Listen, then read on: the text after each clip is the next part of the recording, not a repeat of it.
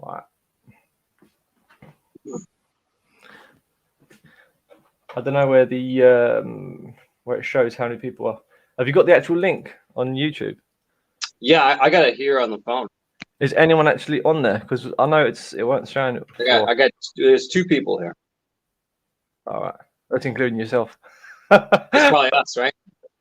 Welcome to the live stream. Here we go. Here we go.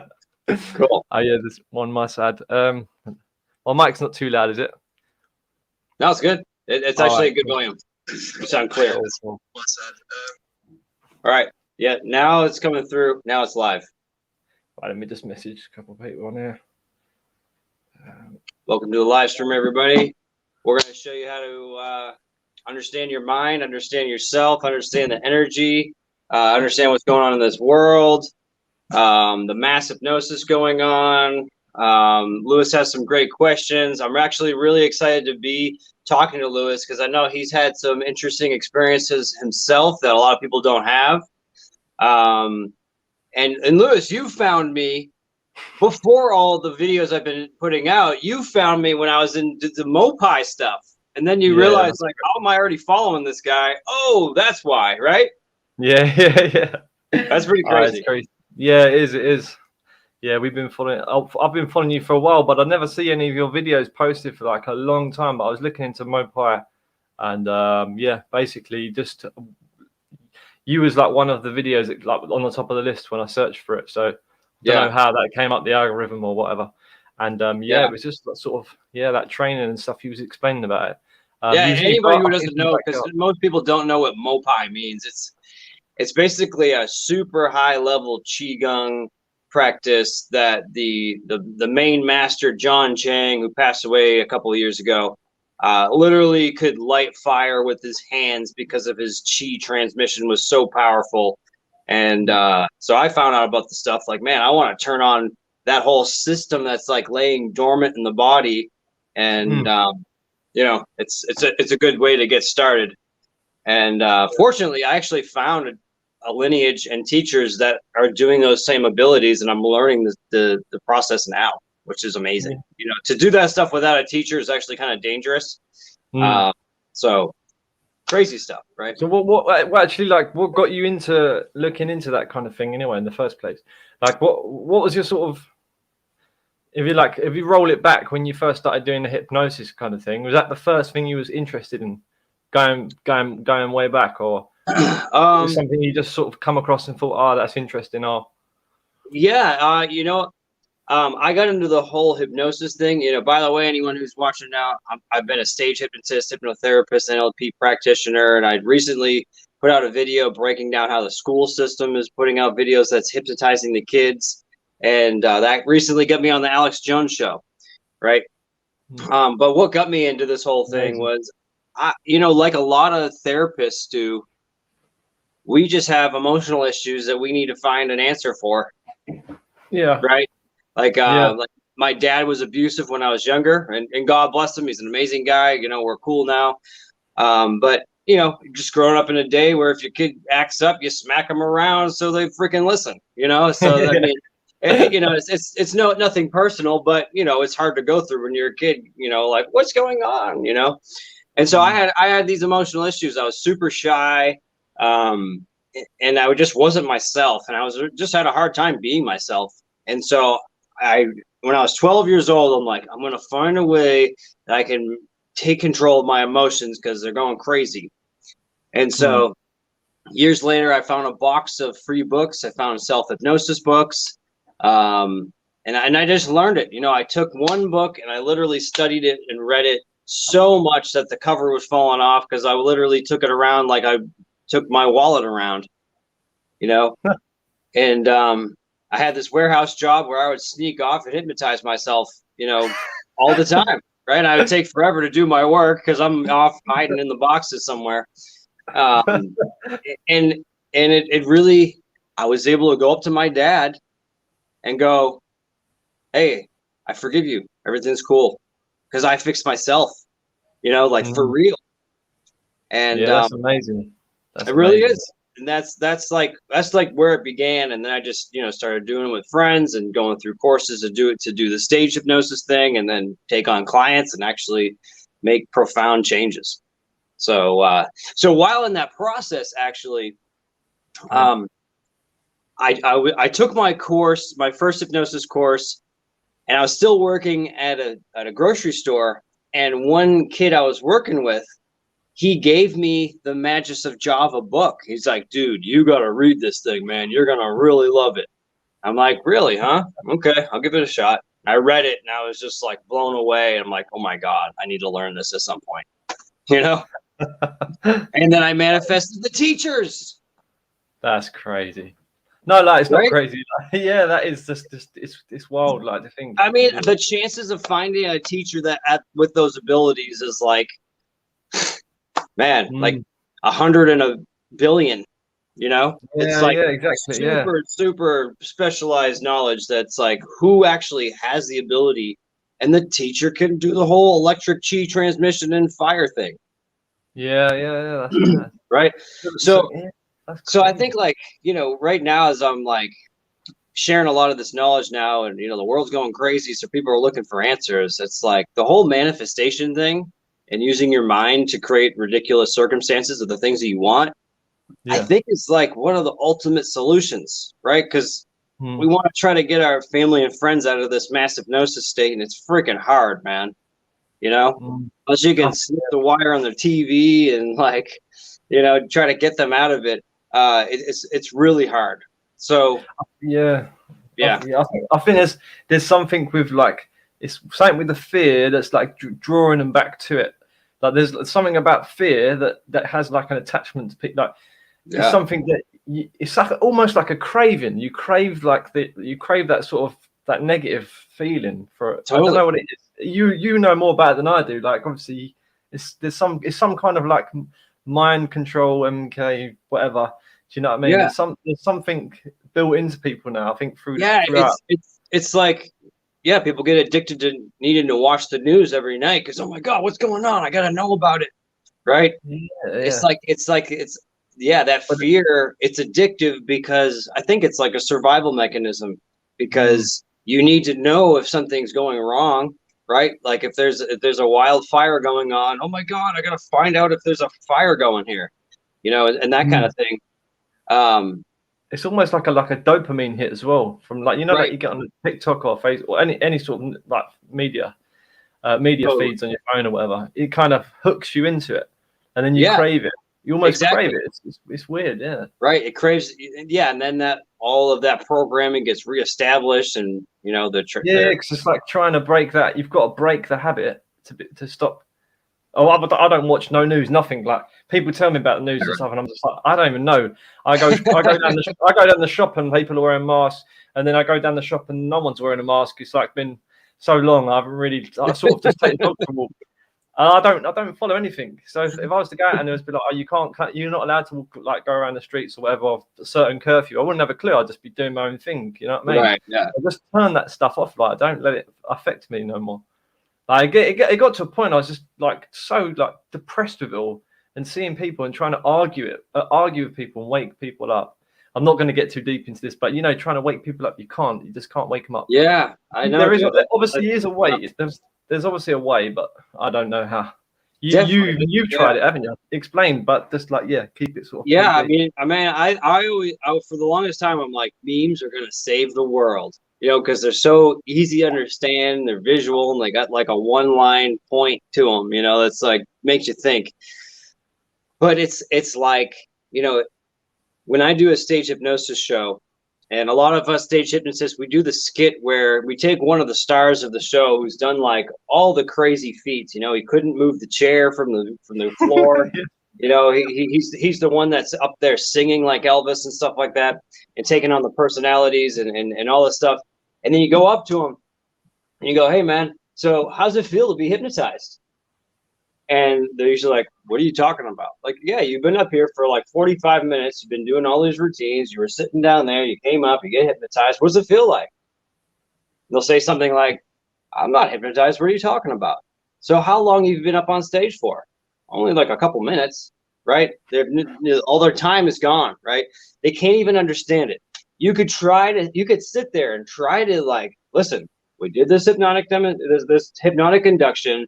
You know, you you're traveling in the bus and you got really hot. You took your shirt off. You're listening to someone's music through. You listen to music through someone else's shoe. You know, you're doing all this weird stuff. Yeah. What is it like? And they can't comprehend it, right? They don't believe it. They don't remember it. Like it's just not there. And okay, you're not hypnotized? Oh no. Okay, sleep. They drop down. Right? That's crazy. Out Yeah. completely. Right? And it's really just like that with everyone going around. Something I've noticed, like when I'm speaking to people, as soon as I mention anything that goes against the grain of the way that how can I explain this in a way that's sort of The mainstream narrative, like the group as soon as consciousness. As soon as I even, it could be something as simple as talking about a ghost, for instance, yeah. But it's like, you know, when you speak to someone about a ghost or whatever, and they've never experienced a ghost, and they straight away they're like, "Oh, it's rubbish."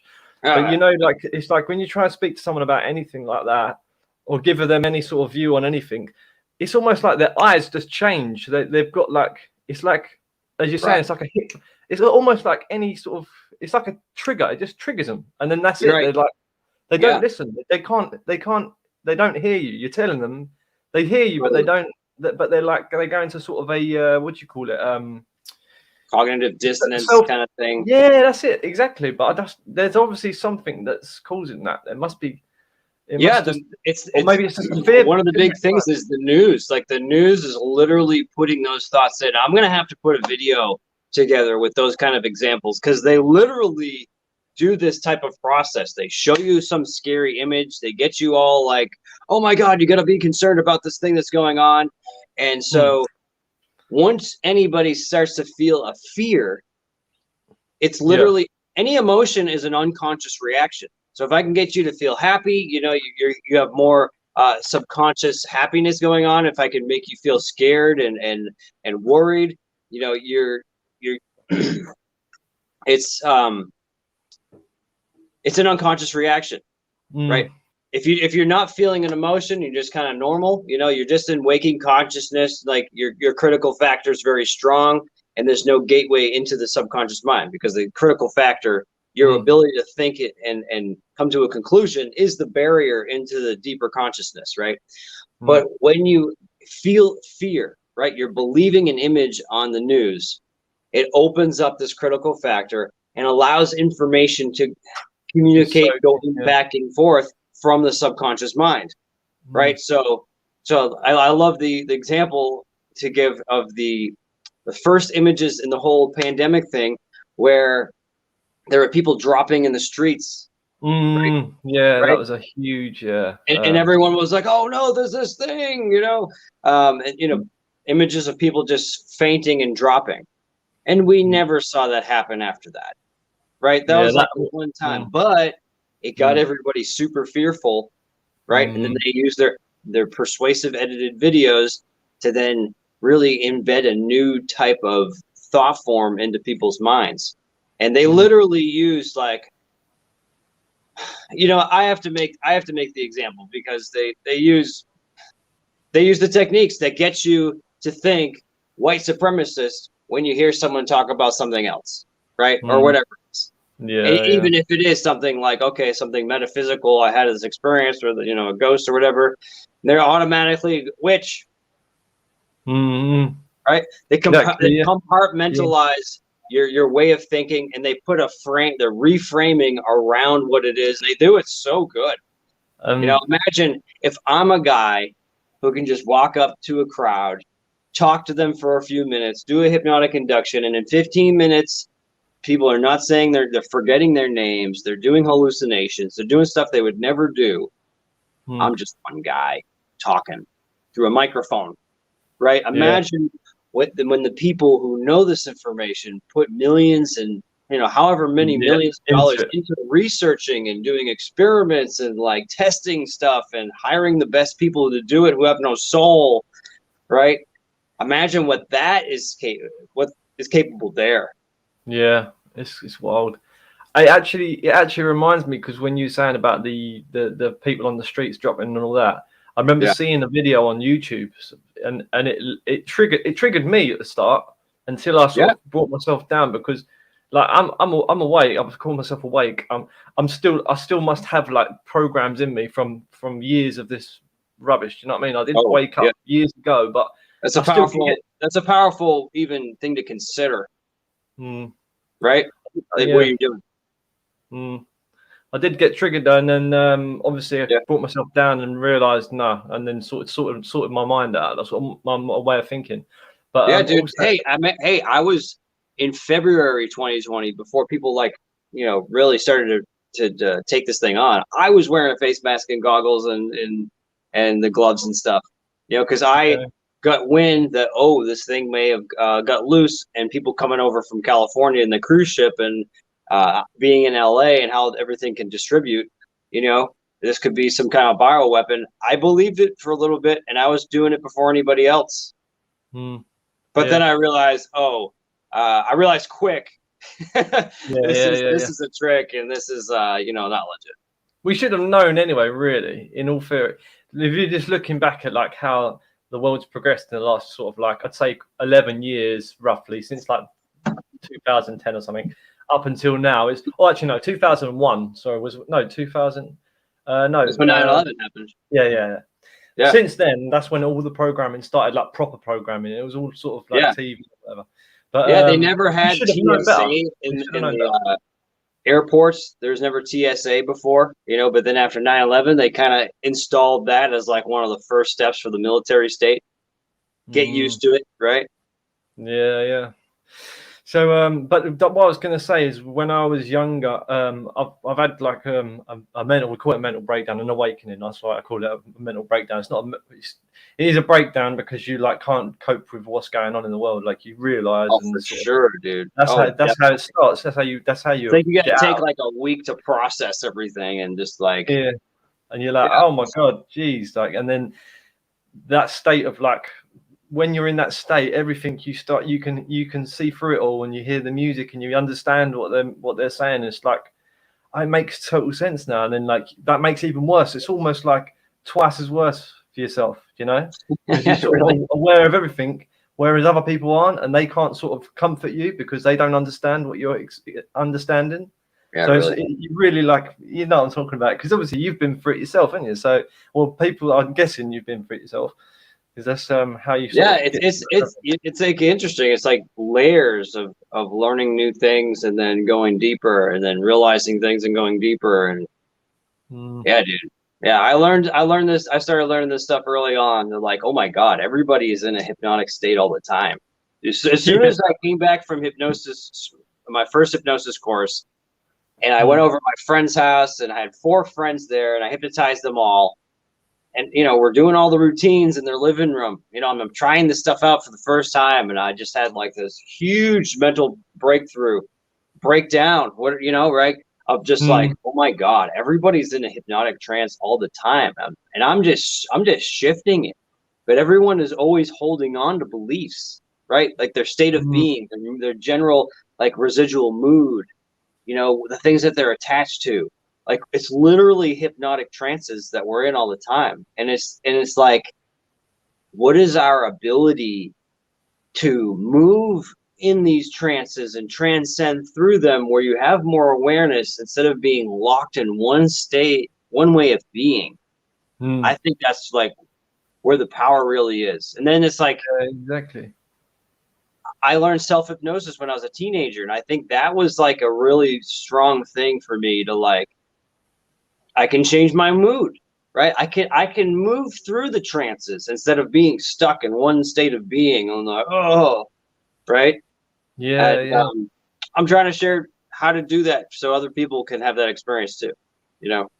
But just that first awareness, which I think is hard for me to say this and people understand it if you don't see it, unless you see like a hypnotic demonstration and like that kind of thing. But I don't know. I don't know if it conveys or not. No, it does. It does definitely. Now, this is really interesting stuff. To be honest with you, You've made some really great points. Where was you going to go? I was going to ask you something else. So you was talking about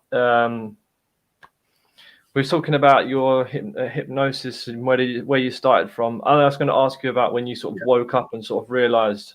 When was that? Was that sort of along the journey, or you was talking about it just then when you was at your friend's hypno?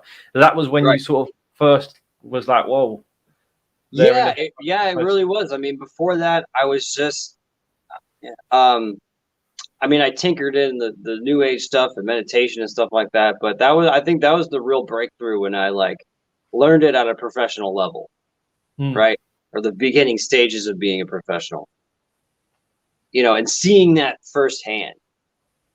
And then doing experiments with myself where, you know what, I'm not going to talk for a week.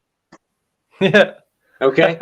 Even though I was working that grocery job at the time and stuff, I just wanted to experiment, right? Like, I'm just gonna not talk for the whole week. I arranged it where I only worked after hours, where I was gonna just like stock the shelves and not work during the day, so I had to interact with customers instead of like with a notepad or whatever, And so like I went a whole week in my normal life, right? Still working, still going to the bar to hang out with friends, the whole thing, except I made a decision not to speak. And it was a really profound experience. And it was like I entered into a state of meditation. Yeah, I bet. Just by doing that, you're conserving energy by not talking. We use a lot of energy talking. I don't know if we realize that.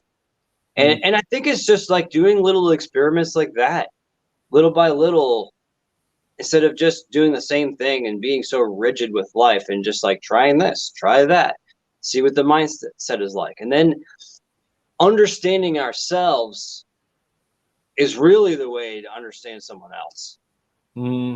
I think, I think the more I can just be real and transparent, the more people can understand me. Definitely. And kind of relate, maybe, a little bit more. So have you ever had any sort of experiences where you're like sort of like I'll say on a psychic level, but like sort of got like any visions or any sort of premonitions, you know what I mean, like anything that definitely. You don't but you don't sort of, you've sort of buried that sort of stuff away? Because I found because I started getting loads of stuff like that, and I buried it away because it kept giving me forward seeing, and I just didn't want to know what was coming. Because every time I used to think of stuff, it would always come, and I'll be like, maybe that's me creating it. Because as you say, like, you can create things with your mind. So right, I didn't know if that was me creating it, because I know that I could create outcomes on certain things when I was younger. I don't know if I told you about it on the messenger. Yeah, but, what specifically? So you can give everybody a good example. I would just like I'd be able to predict things, but it was almost like I was on the train quite a few times with my first girlfriend, and I would just have it in my head like the train's going to terminate at the next station, platform, or next station, because of a signal failure. But I don't know if I was creating that, because every time I would come down, I'd say to her right away, I'd say, it's going to terminate the next station. And then about 10 seconds later, the guy would come on the tannoy and go, oh, the train's terminating at the next platform due to a signal failure up ahead. And I'd done that about 5 or 6 times to her. And she left me in the end. She thought I was weird. The most weird situation was, we went up, we came out of Euston Station in London, right? And we got to the top, and this was when you could smoke inside buildings, right? So I lit up a fag. We were both smoking. I don't smoke anymore. And I looked at her and I said, in about 15 seconds, there's going to be one guy who's going to stop what he's doing. He's going to turn, face us, and he's going to walk over to us and ask for a lighter for no reason, right? And we both looked out. I swear to God, we both looked out. And this guy was just walking, and he just stopped in his path. And this was like a Darren Brown moment, because I've seen Darren Brown doing random things like this before. Right, yeah. And he just stopped in his path, turned, faced us, rustled around in his pockets, and walked over and said, "Excuse me, mate, have you got a lighter?" So wild. And I used to like know when I like a little the MP3 players, the small ones, when they first came out with like pencil battery and that. Yeah. I used to know like 5 seconds before it would go flat. I just knew it in my head. I don't What do you understand mean how. go flat? What does that mean? Like the battery goes dead. Like there's no Oh, more power. okay. Right. Yeah, And yeah. I'd know, and I'd be like, oh, for God's sake, and then it would go off. My earphones would just cut off, and I would just know. Right. And I could like look at people over a webcam or to their face, and I'd say like, "What month was you born? What month was you born?" And I'd guess the date of the month they were born, and I'd know exactly what date they were born. And I'd done it to so many people, I got it right every single time. But that first started off with me trying to guess what number or what card someone had in their hand, or what number they were thinking between 1 and 20. I kept doing that over and over and over. So, And then you when you were younger, you didn't have some profound experience, or you didn't have like any crazy trauma that like stimulated different parts of your brain? oh, when I was younger, I've had loads. I did actually. Yeah, I got an apple core stuck in my throat and nearly died from that. And I saved You my died. friend's life. You like had like I a nearly near died death from kind an of thing? apple core. Yeah, Oh my God. I saved my friend's life. He was choking, like hanging from a tree because he couldn't get off the tree. His neck got stuck between the branches. Luckily, his mum was there, like in the house. So I got him to come out. And then another time, I fell out of a tree as well, and I thought I was going to die. I don't know. I couldn't breathe because obviously I winded myself. You know, when you like fall onto the floor from a height.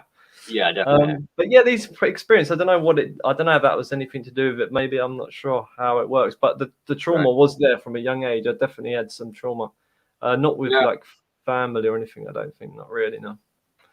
Oh, what about you then? Sorry, because this is to sort of interview you, not me. I think it's good to talk about you because you have real experiences too, dude. You know. Yeah. No, I think it's really interesting because it's like tapping into our abilities and stuff like that. How does it actually work? How do we actually do it?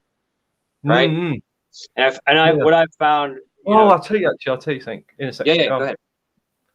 No, so basically, when I was younger, my sister, she gave me. I don't know if I've told you this before. Have I told you my sister gave me two like Christmas cards? I don't remember this.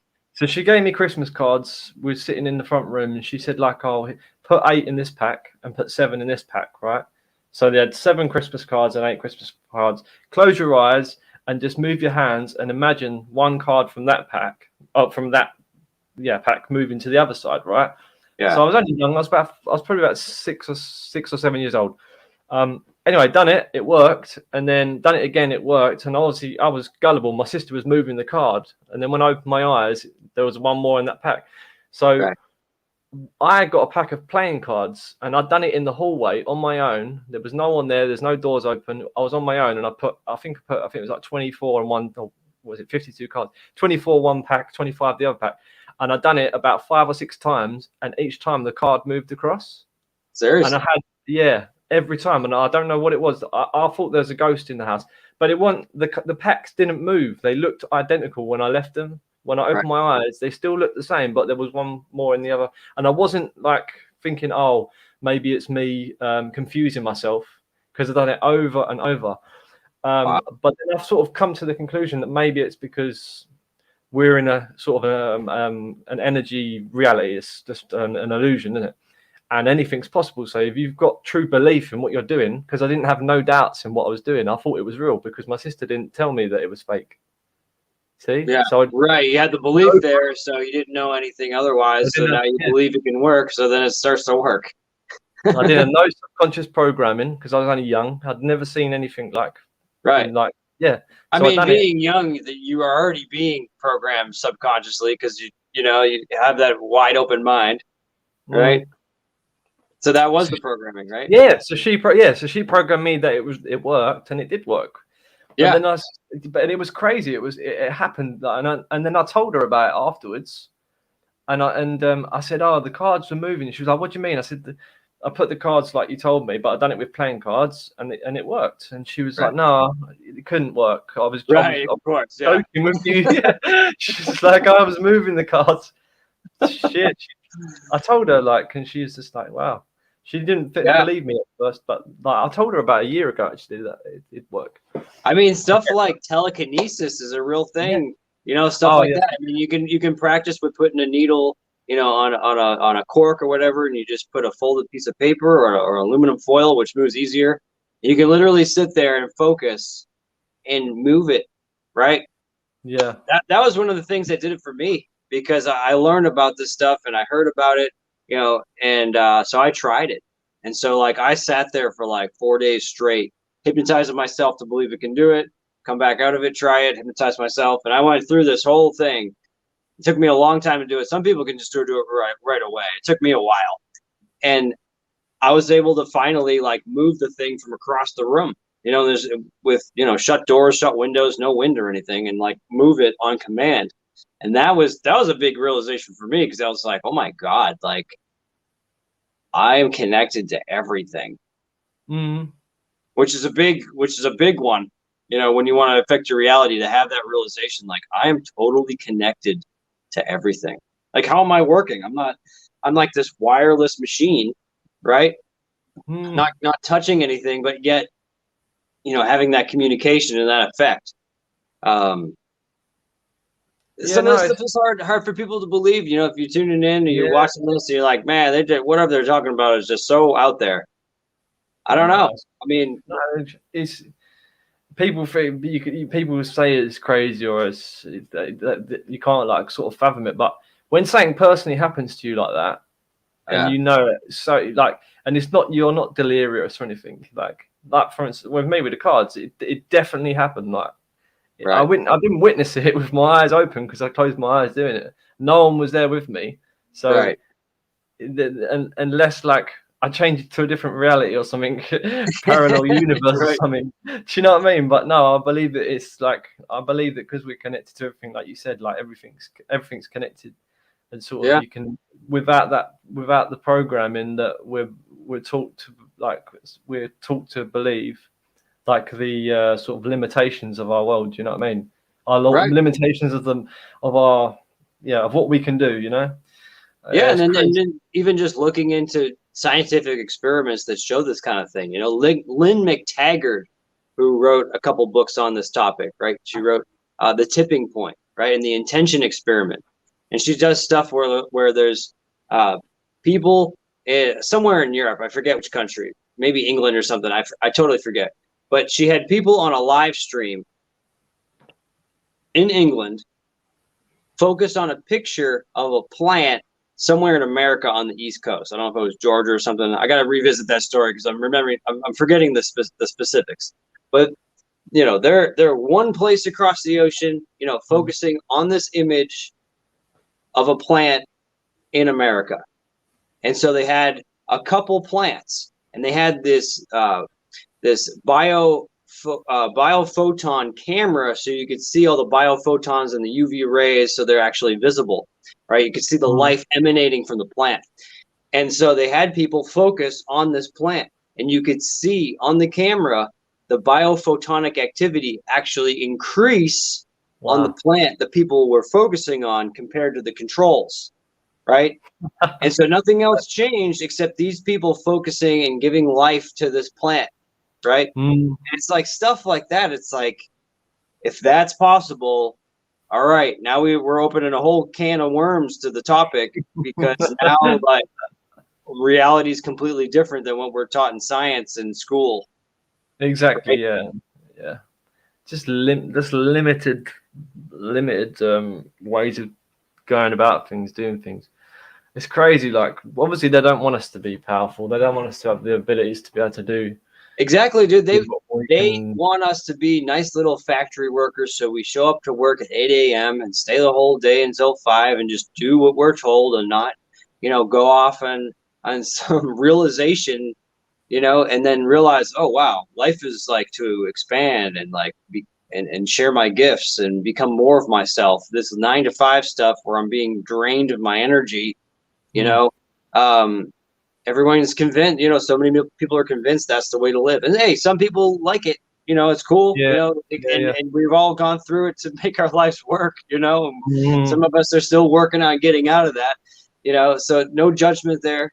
But society wants us in that place, right? Yeah.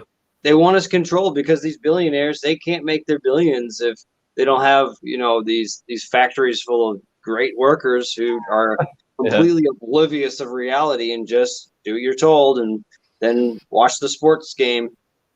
Yeah, it's crazy. It is crazy. Madness, absolute madness. So yeah, what else can we get onto? I just think, yeah, we're just so limited. Our minds from what we like. That's one thing I was going to say. It was something that popped up in my head when you was talking about. And that's it was about the, like harnessing energy and stuff like that. The old buildings. Someone posted something to me a few weeks ago about how the old buildings, like they're sort churches, of the town halls, yeah, the museums, exactly. the court buildings. Yeah, they're all like for electrical discharging to not discharging to like harness the power from the ether. Or Yeah, this is a crazy topic, man. And I've definitely delved deep into this. I went to Catholic school when I was younger, and so I spent a lot of time in the churches. I remember I went up to the priest one time, because I would just look at this building and be in awe. Like, how did they make this building? It's so beautiful, and these steeples, and bells, and I'm just like I'm like living in in these churches all the time, right? Going to school and everything, and I'm just like witnessing it all. I went up to the priest. I was like, Father, what's the purpose for the steeple? Right? I'm genuinely curious. And he's just like, well, it's a way to get closer to God. And then I got kind of like shoveled off, And I just was like really confused. I'm like, really? So they build this steeple to get like higher into the sky so then we can have closer communication with God. Okay. Okay, whatever, accepted it and moved on. Didn't really understand it. But now a lot of information is coming out where people are making videos about this and making some really great cases where these buildings, these steeples, they're usually made of copper, right? Yeah. Which is why they all go green, right? And some of them have gold plated stuff in them. Some of them have in the steeples at like the top, there'll be like a ball and then, like a weather vane kind of thing, right? But in the balls, there's actually mercury, right? Oh, really? I didn't know that. I didn't know that. Really?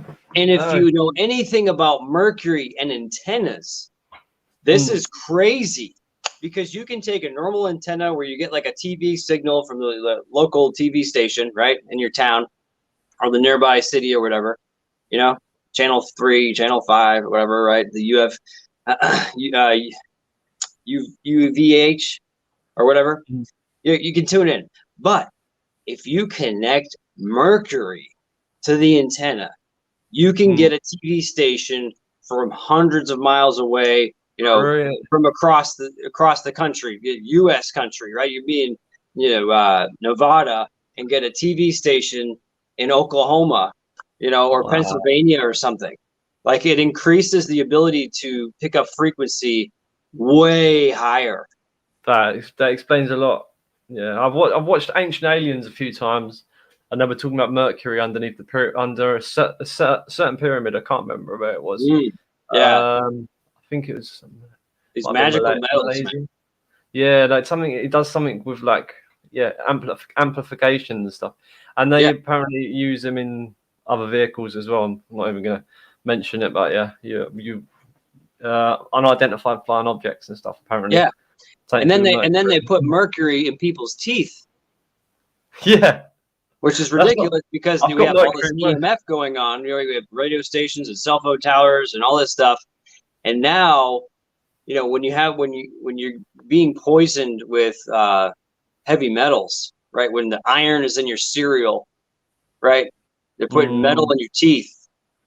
You're literally, it's going to mess up your frequency. It's going to mess up the whole technology of the body to not work correctly.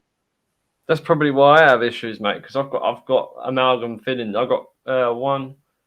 I think I've only got one, or I might have two amalgam fillings. And they're constantly. I had them when I was young too, man. I mean, it's really hard. You gotta get it cleaned out somehow. I went with a friend once into Mexico because he wanted to get that done. You can get it like super cheap down there, and they did the proper procedure and stuff. And they wear like gas masks and all that, and exactly. It's ridiculous, isn't it? It is, dude.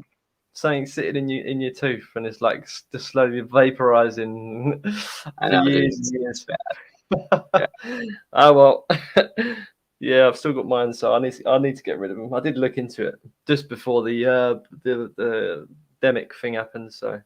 And it was Yeah. funny because I was looking at that, and then all of a sudden on the TV, or not TV, on the thing, it was like people in masks and all this.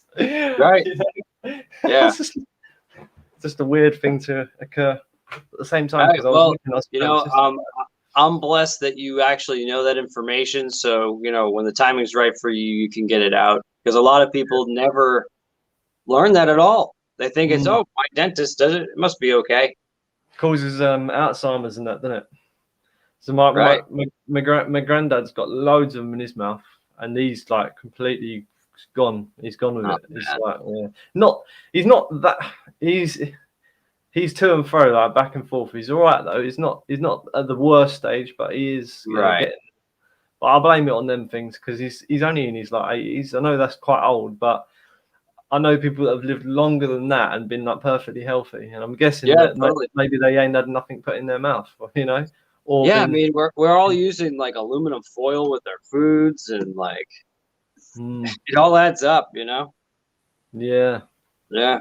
I've But done a yeah, lot of. but I mean, the buildings, man, it's really interesting because we all see these buildings and we're all like, we look at them and like, wow, architecture, right? And they all Mm-hmm. have these fake stories on them and fake dates on them, right? And I think it's really revealing because these buildings have never been built since we have even seen them the first time in the pictures from the 1800s or whatever, right? Mm, These are literally buildings from a previous race, a mm, previous uh, type of humans who knew more different types of technology and a different way of being.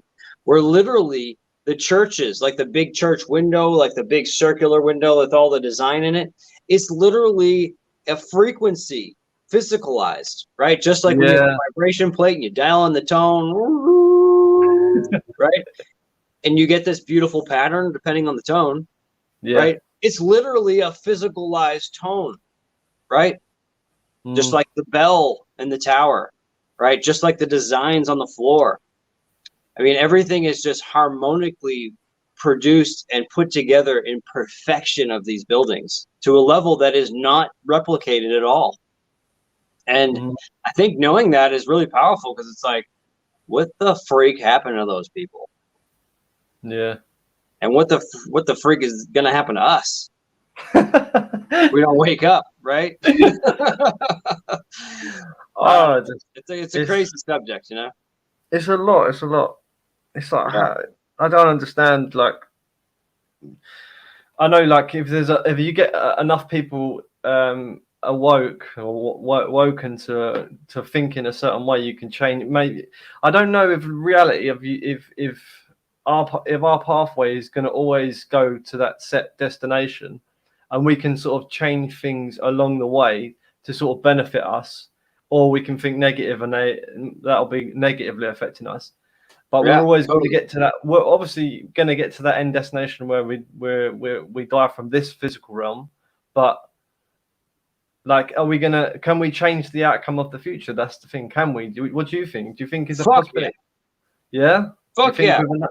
I mean, Yeah. it's like is as basic as okay, I can lay in bed all day today and do nothing, or you know what? I can get up and actually like I don't know, go work on my garden, make a nice meal, do some work to create something, right? I can make a video. I can actually make something and put some effect into the world, or I can literally just sit there and just sit on my couch, Yeah, right? what I mean is, do you think that if you get enough people in that state of awareness, right, that focused, positive state, that you could change the outcome of history, or do you Yeah, think absolutely. or yeah, Because go if we can make change on that small level, as above, so below, right? on.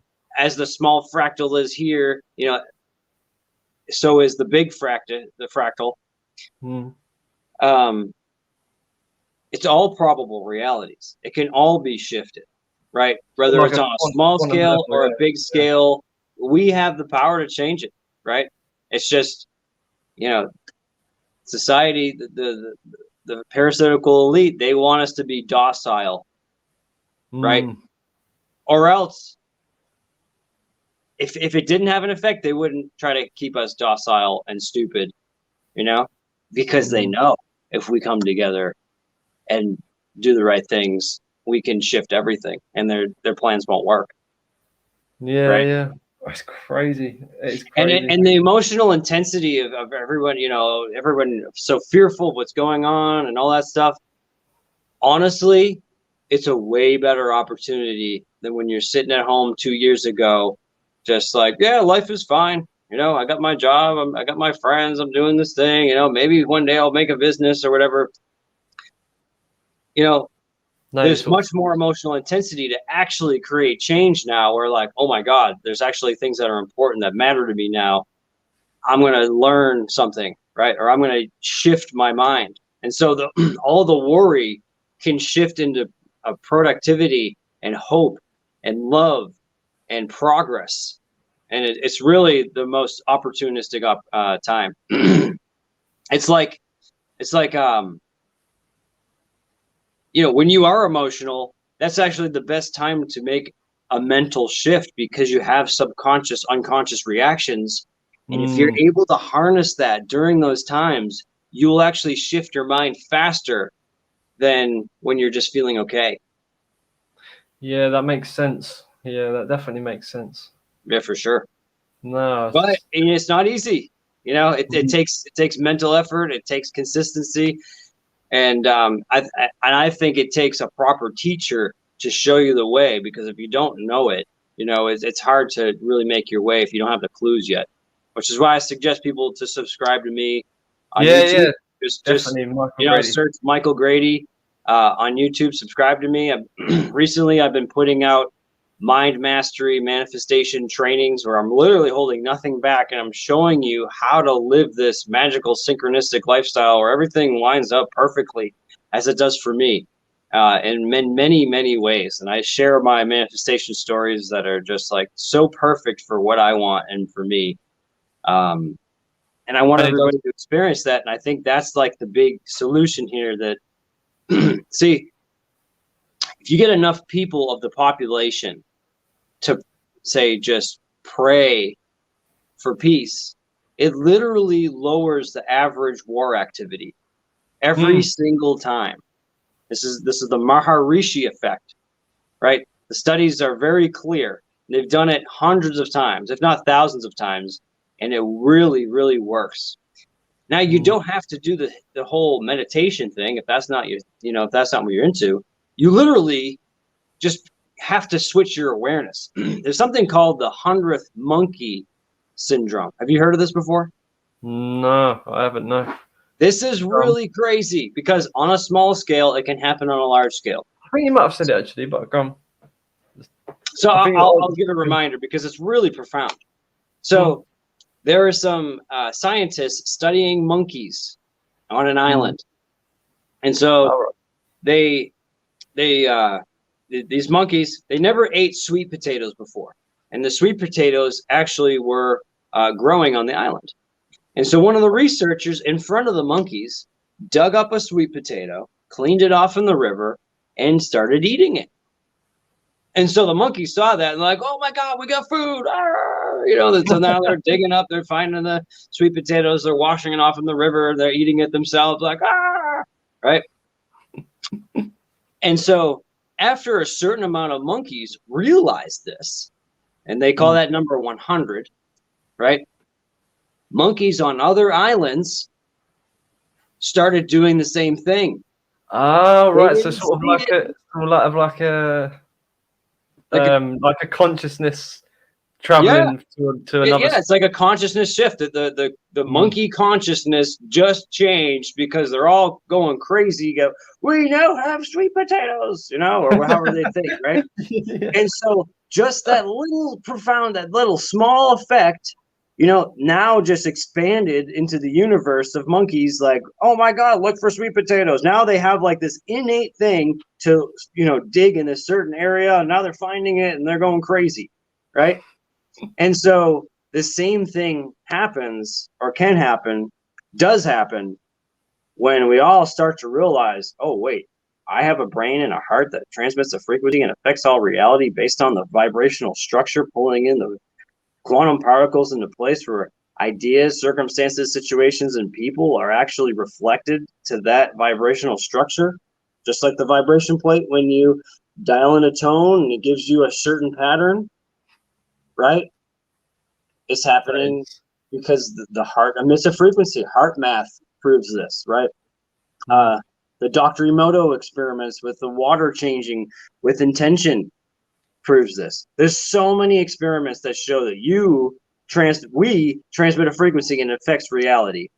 And once that's like a dominating thought, and like, wait, if I just sit and be grateful for everything I have, it totally changes my frequency. And now I'm starting to have more things happen in my life that I actually enjoy, and all the things that unfold in my day are actually like more luckier situations and things I like. Oh my God. I've started doing that. What you said about the gratitude every day, like I've been saying to my wife as well. And I kid you not, I'm not even. I swear to God, it's only been like 5 days. I think it's about 5 or 6 days. But everything I've been doing, usually when things go wrong, it's just like, it would just tumble into more negative stuff. Yeah. So if something happens and I'm just carry on as normal and just like, oh, that's all right, and kind of like push it. Like you don't get like annoyed by something if you like drop something, or do you know what I mean? It could be something simple. Right. I've noticed these little things have been happening that have like helped me along, and it hasn't been. It's hard to explain. I'd have to think of. Right. I get what you're saying, because it's like something a little bit, something frustrates you. So instead of you like allowing yourself to be at effect of like just being carried away by it, you're kind of letting it go faster. Yeah, let it go faster, but then also by practicing like being grateful, things just seem to come positive. Like something positive will happen, like straight away after, or just shortly afterwards. And I think to myself, that was lucky, and I'm like, that must be because I'm getting more positive than negative now. I'm changing the sort of frequency, as you're saying, and it's kind of.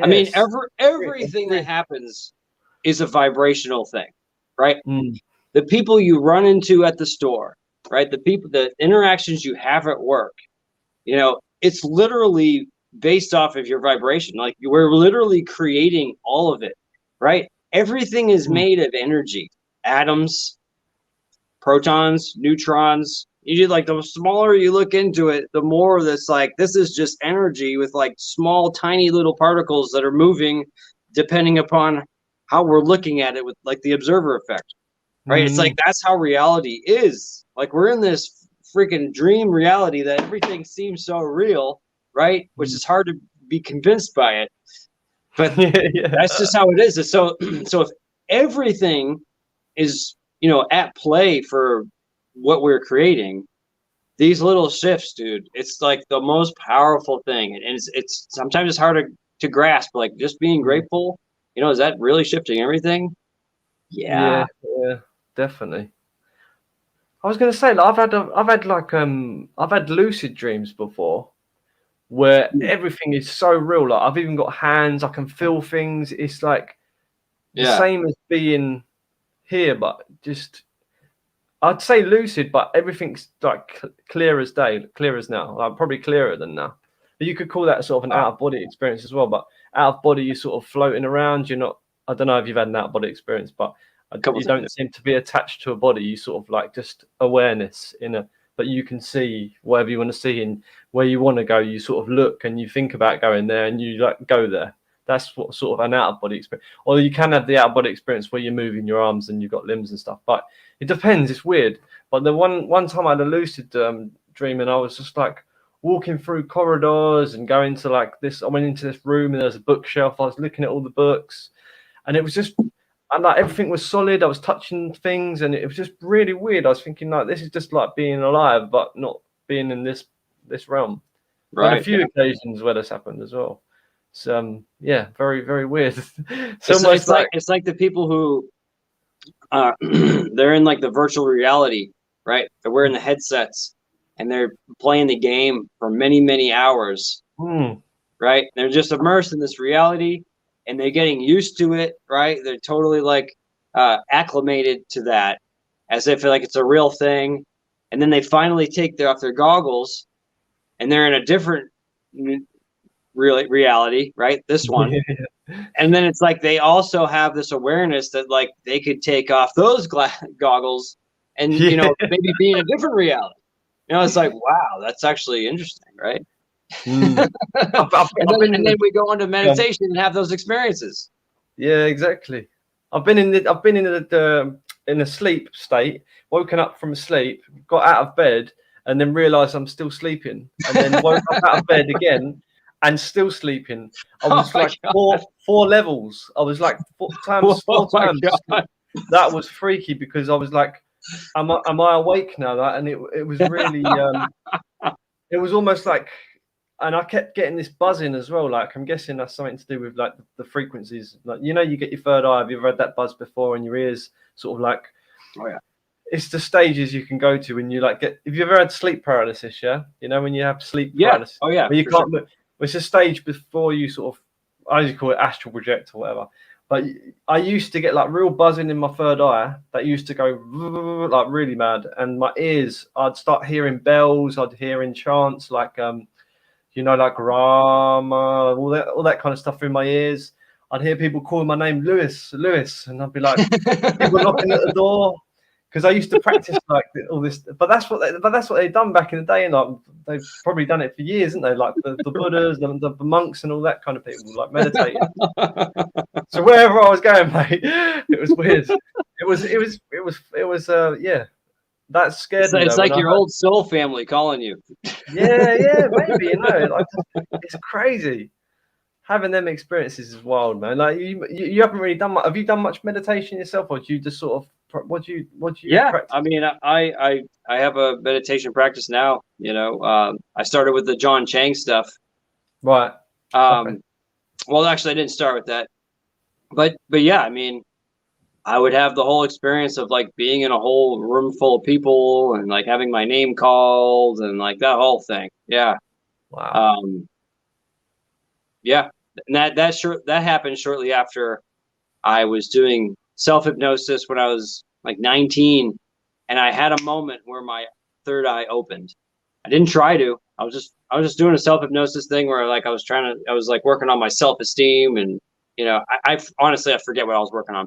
But that was one of the things I was, you know, working on regularly. But as a side effect, I noticed something really interesting. Before the session, I lit this incense, set the mood or whatever.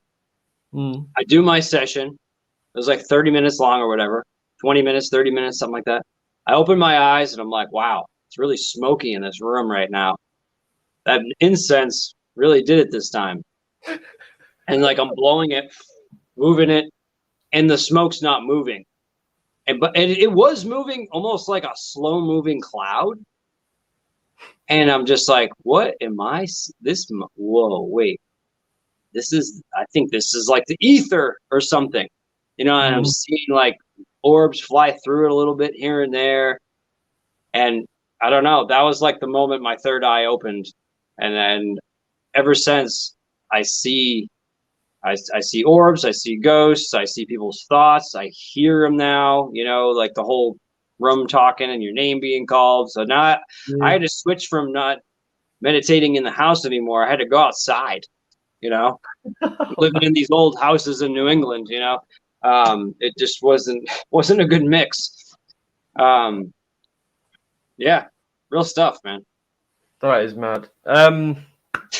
One last thing I'm going to go over with you, mate. Something that was really good that I found really powerful was like meridian points and tapping. That's something that I just want, like, you can obviously learn about it on your channel, Michael Grady, but just give an example of like the tapping and how it works. Yeah, this is a great topic. It's easily overlooked, and it's you know, food and a lot. Think about this. We don't think with just the brain. That's hard to comprehend for a lot of people because a lot of activity of thinking, you know, is measured by EEG machines and all that stuff. And yeah, I've done the whole thing with that stuff. I mean, I literally did trainings with the EEG hooked up to ourselves, hypnotist and the person getting hypnotized. We could see our hypnotic intention and the brainwave shift and all that stuff. But we think with our entire body. There's neuro tissue going all throughout the organs, right? Come on, man. You don't think with your body. Okay. Guys, you ever think with your dick? No? Never? Yeah, sure. Right? You know, you think with your heart when you're in love. You have the loving feelings. Like you literally can feel it, right? Or if you get heartbroken, you literally feel the pain in your heart. That's a thought. Where else is it? Right? It's an emotion. It's a thought. You're thinking with your body, right? You think of something that excites you or like scares you. It gives me butterflies in my stomach or goosebumps, right? You have these physiological reactions. You're literally thinking with your organs, all of them, right? Your body. And so what is an emotion?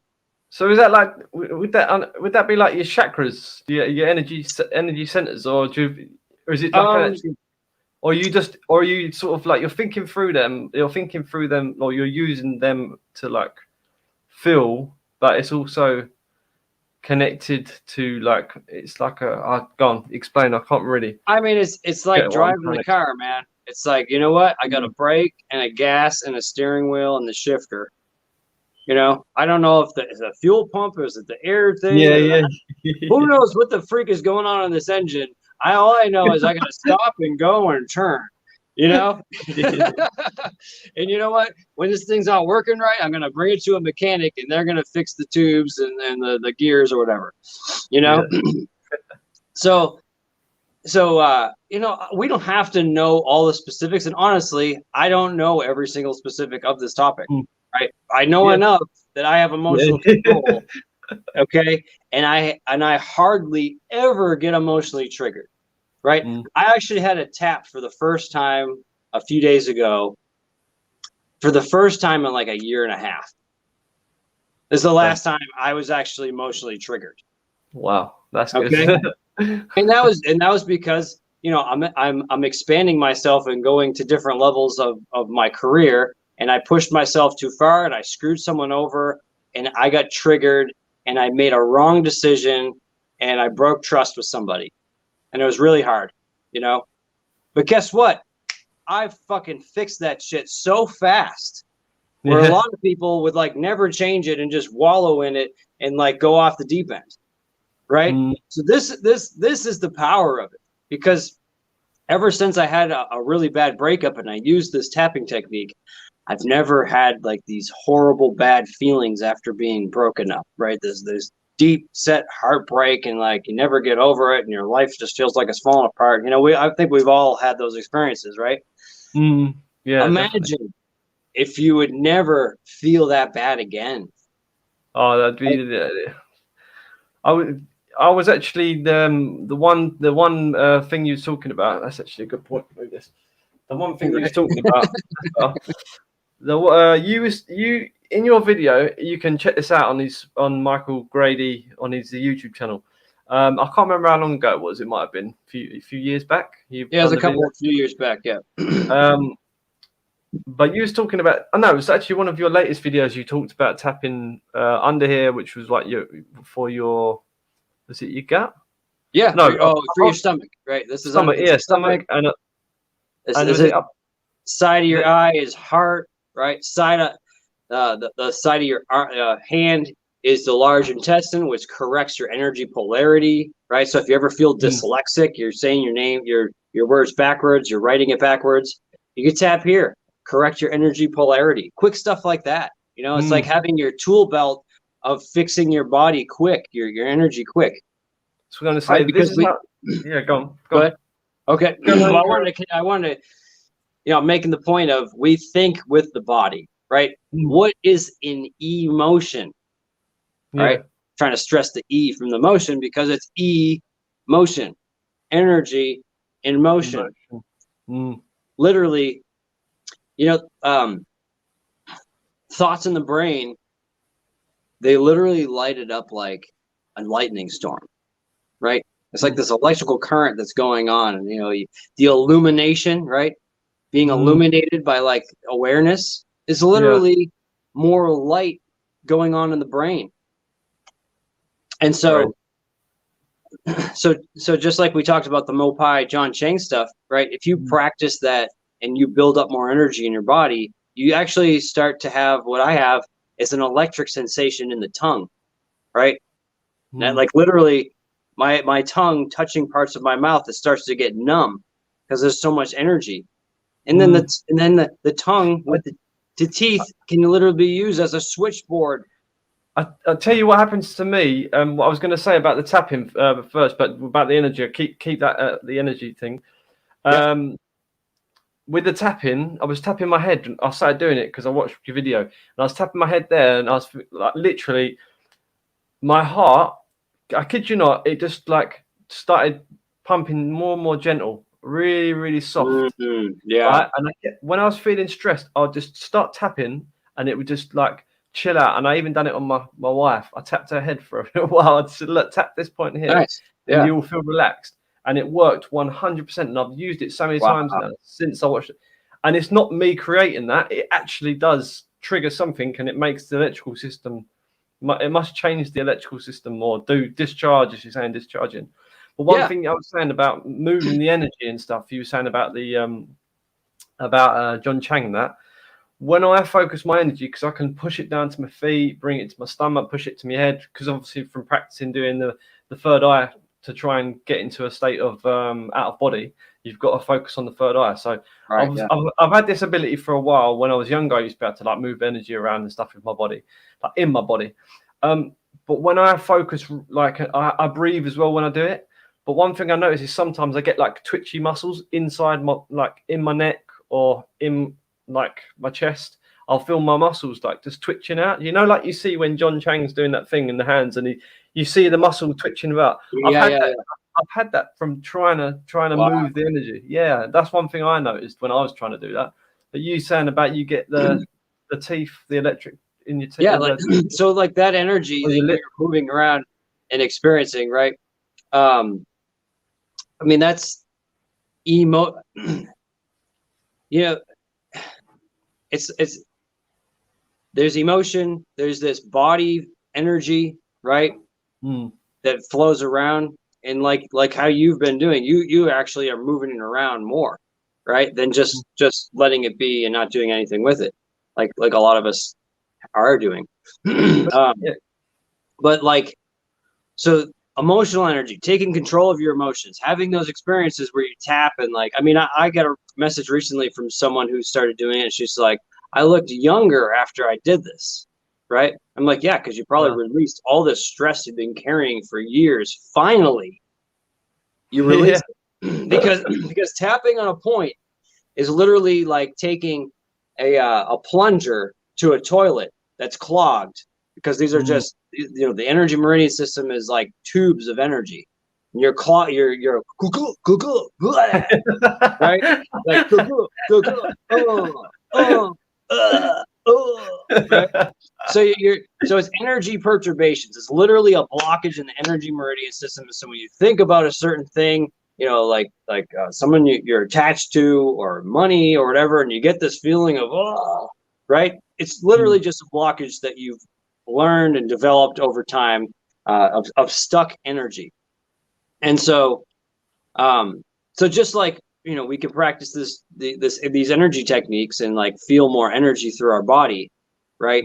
Which, you develop it at a high level, it actually starts to feel like electricity, right? Because it is, it's just how much voltage are you carrying and building up? Are you charging yourself completely, right? That's what's happening in the brain. That's what's happening in the body. And so when you do the tapping technique, it clears it out, and you literally don't experience those emotional triggers again. And it's really awesome to hear that you've been doing it. It's really cool. When I do like when I've done astral projection, like every single time, when I'll be laying down, I just close my eyes, as you probably know about it, but you close your eyes and just you focus on your third eye, and what happens is my body literally starts to vibrate from head to toe. Like my whole body just starts resonating, and it gets more and more and more intense. It feels like I'm like holding onto an electric cable. That's what it feels like. Yeah, it's crazy. Just like, so yeah, but it makes sense what you're saying about the energy flowing through the body and how you can sort of discharge if it's building up negative and positive, and it just all makes sense. I mean, hey, you can rub your feet on the rug and like go up to someone and shock them. Yeah. Okay, if you weren't an electric being that could hold a current, that would not be possible. Yeah, right? exactly. You could take the balloon and rub it on your head, and then your hair starts sticking up, you know. Mad. And so it's just like, you know, to what degree is happening in the electrical system, you know.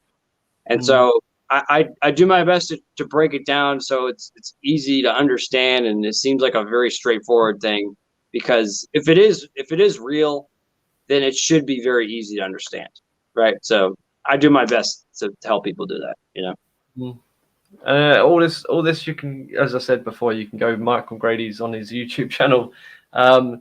Sign up, subscribe to his channel, give him a like, and yeah, follow his channel, because he's doing all sorts of videos, as you said earlier. So you're doing like you're guiding people through this positive way of being, and yeah.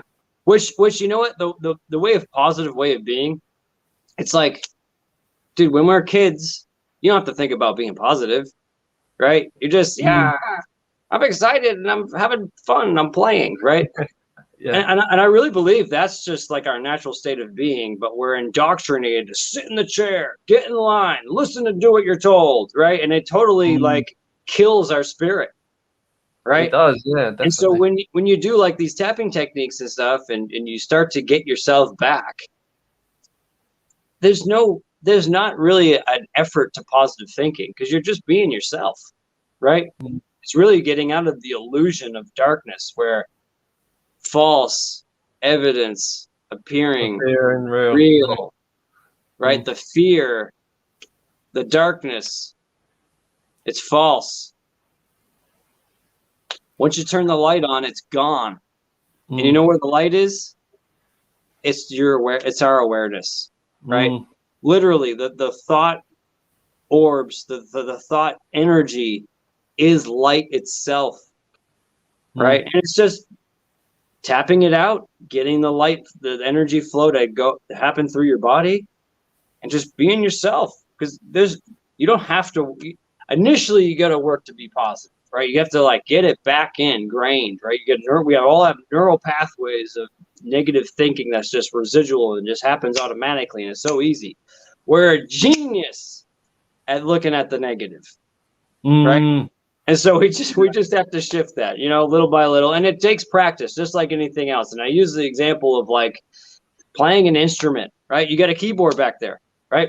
We got some keyboards back here too. And you got this crazy studio as well. It was interesting. They say this keyboard right here was actually used on Michael Jackson's Thriller. That was the exact one that was used. No way. Crazy vintage equipment here and stuff like that. Yeah, you're selling some stuff, aren't you? You're selling that. You're selling one of your old school. Yeah, we got a real old school keyboard that we don't use that we're selling.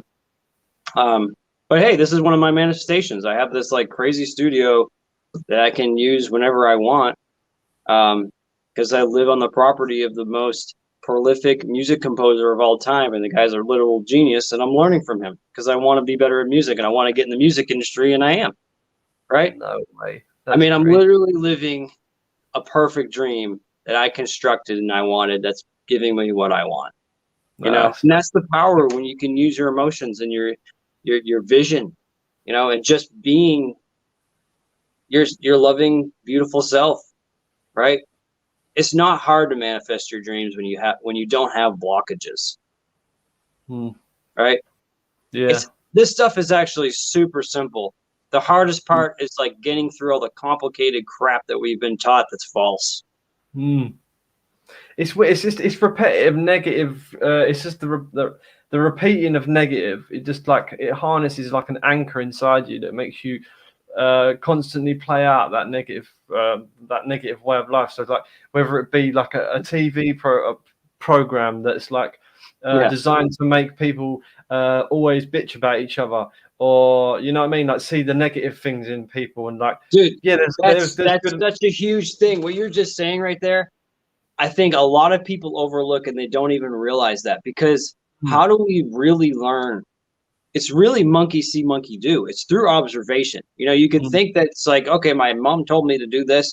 No, you are learning. You're doing what your mom did, right? Yeah. You're doing what your dad did. You're saying what your dad said, right? We all go through this, right? And so the sitcoms, they seem innocent, right? They seem entertaining, but guess what? You're learning how to live vicariously through the TV show. So the patterns of like how they talk to each other, how they live their lives, and just you get immersed in it. You know, you're watching it. It's like a hypnotic state, really. We are literally learning those patterns, and we don't realize the guys with the money are putting those shows together to keep society controlled. Yep. And I don't know. Maybe you got to watch them again with a different point of view to see it. But yeah, that's what's going on. When I watch now, I was watching. There was a TV comedy. It's like a TV show. You would probably know it. It's called Kim's Convenience or something. You might have heard of it. I've never heard of it. But it's basically a convenience store, and the mum and dad are they're like selling groceries or whatever. But the daughter was always having arguments with the dad or the mum, and then they're making up, and then they're having arguments, then they're making up. And I said, this is repetitive behavioral patterns that are being programmed into people watching. And like, because me and my wife watched the series, because it was quite funny. That it was quite a funny series, but by the end of it, it got so much that I was like, this is really like starting to affect my mind, because I'm 1 minute they're like happy, and the next minute they're angry. It's just like I can see that there's a repetitive programming to it. Like it's a subconscious program, as you're saying. That's what the sitcoms do, don't they? Wow. And then we did actually have a few arguments, funny enough, after we've been watching it. And I was just like, it's triggered something. Like, so I don't even watch all this stuff no more. That's for me. Like, and I'm quite a strong-minded person. I find myself pretty strong, but it can still affect. It can still affect the strongest people. Do you know? Dude, it just shows how powerful it is. It just shows it. Yeah, dude. I have a client I've been working with. One of her friends is literally, he has an IQ of 250, right? He's got like 7 PhDs because he just can freaking test out of it instantly. He's just like ridiculously smart on a level that I didn't even know it was a thing. And this guy gets mind controlled, right? He's supposed to be the smartest guy, but guess what? He gets tricked just like everybody else. So, dude, it can happen to all of us, and it does happen to all of us. That's a really interesting observation. That's probably a good video to make as for some content. Because that's literally, it's so sneaky, and we're all exposed to it, and we get, we love our TV shows and stuff, and it's literally changing the dynamic in your marriage. That's crazy. But not only that, but obviously, with every like sitcom, they always got like a deeper dark message, or there's something to do with like I'm not even going to go like too dark, but like could be like events that are going to come in the future, and all these things are like that I can see that stuff. Do you know what I mean? You could see it as well. Like the predictive programming kind of thing. Yeah, like you up to an idea. Yeah, stuff like. Snapchat had face mask filters, like a year before this whole thing or whatever, and prepping everybody. Totally, yeah. Oh, I mean, the TV box. I mean, it's literally TV programming, using the word programming for a reason, right? Just like you said a little bit earlier, you highlighted that. Yeah. Jeez. That's crazy. Oh my god.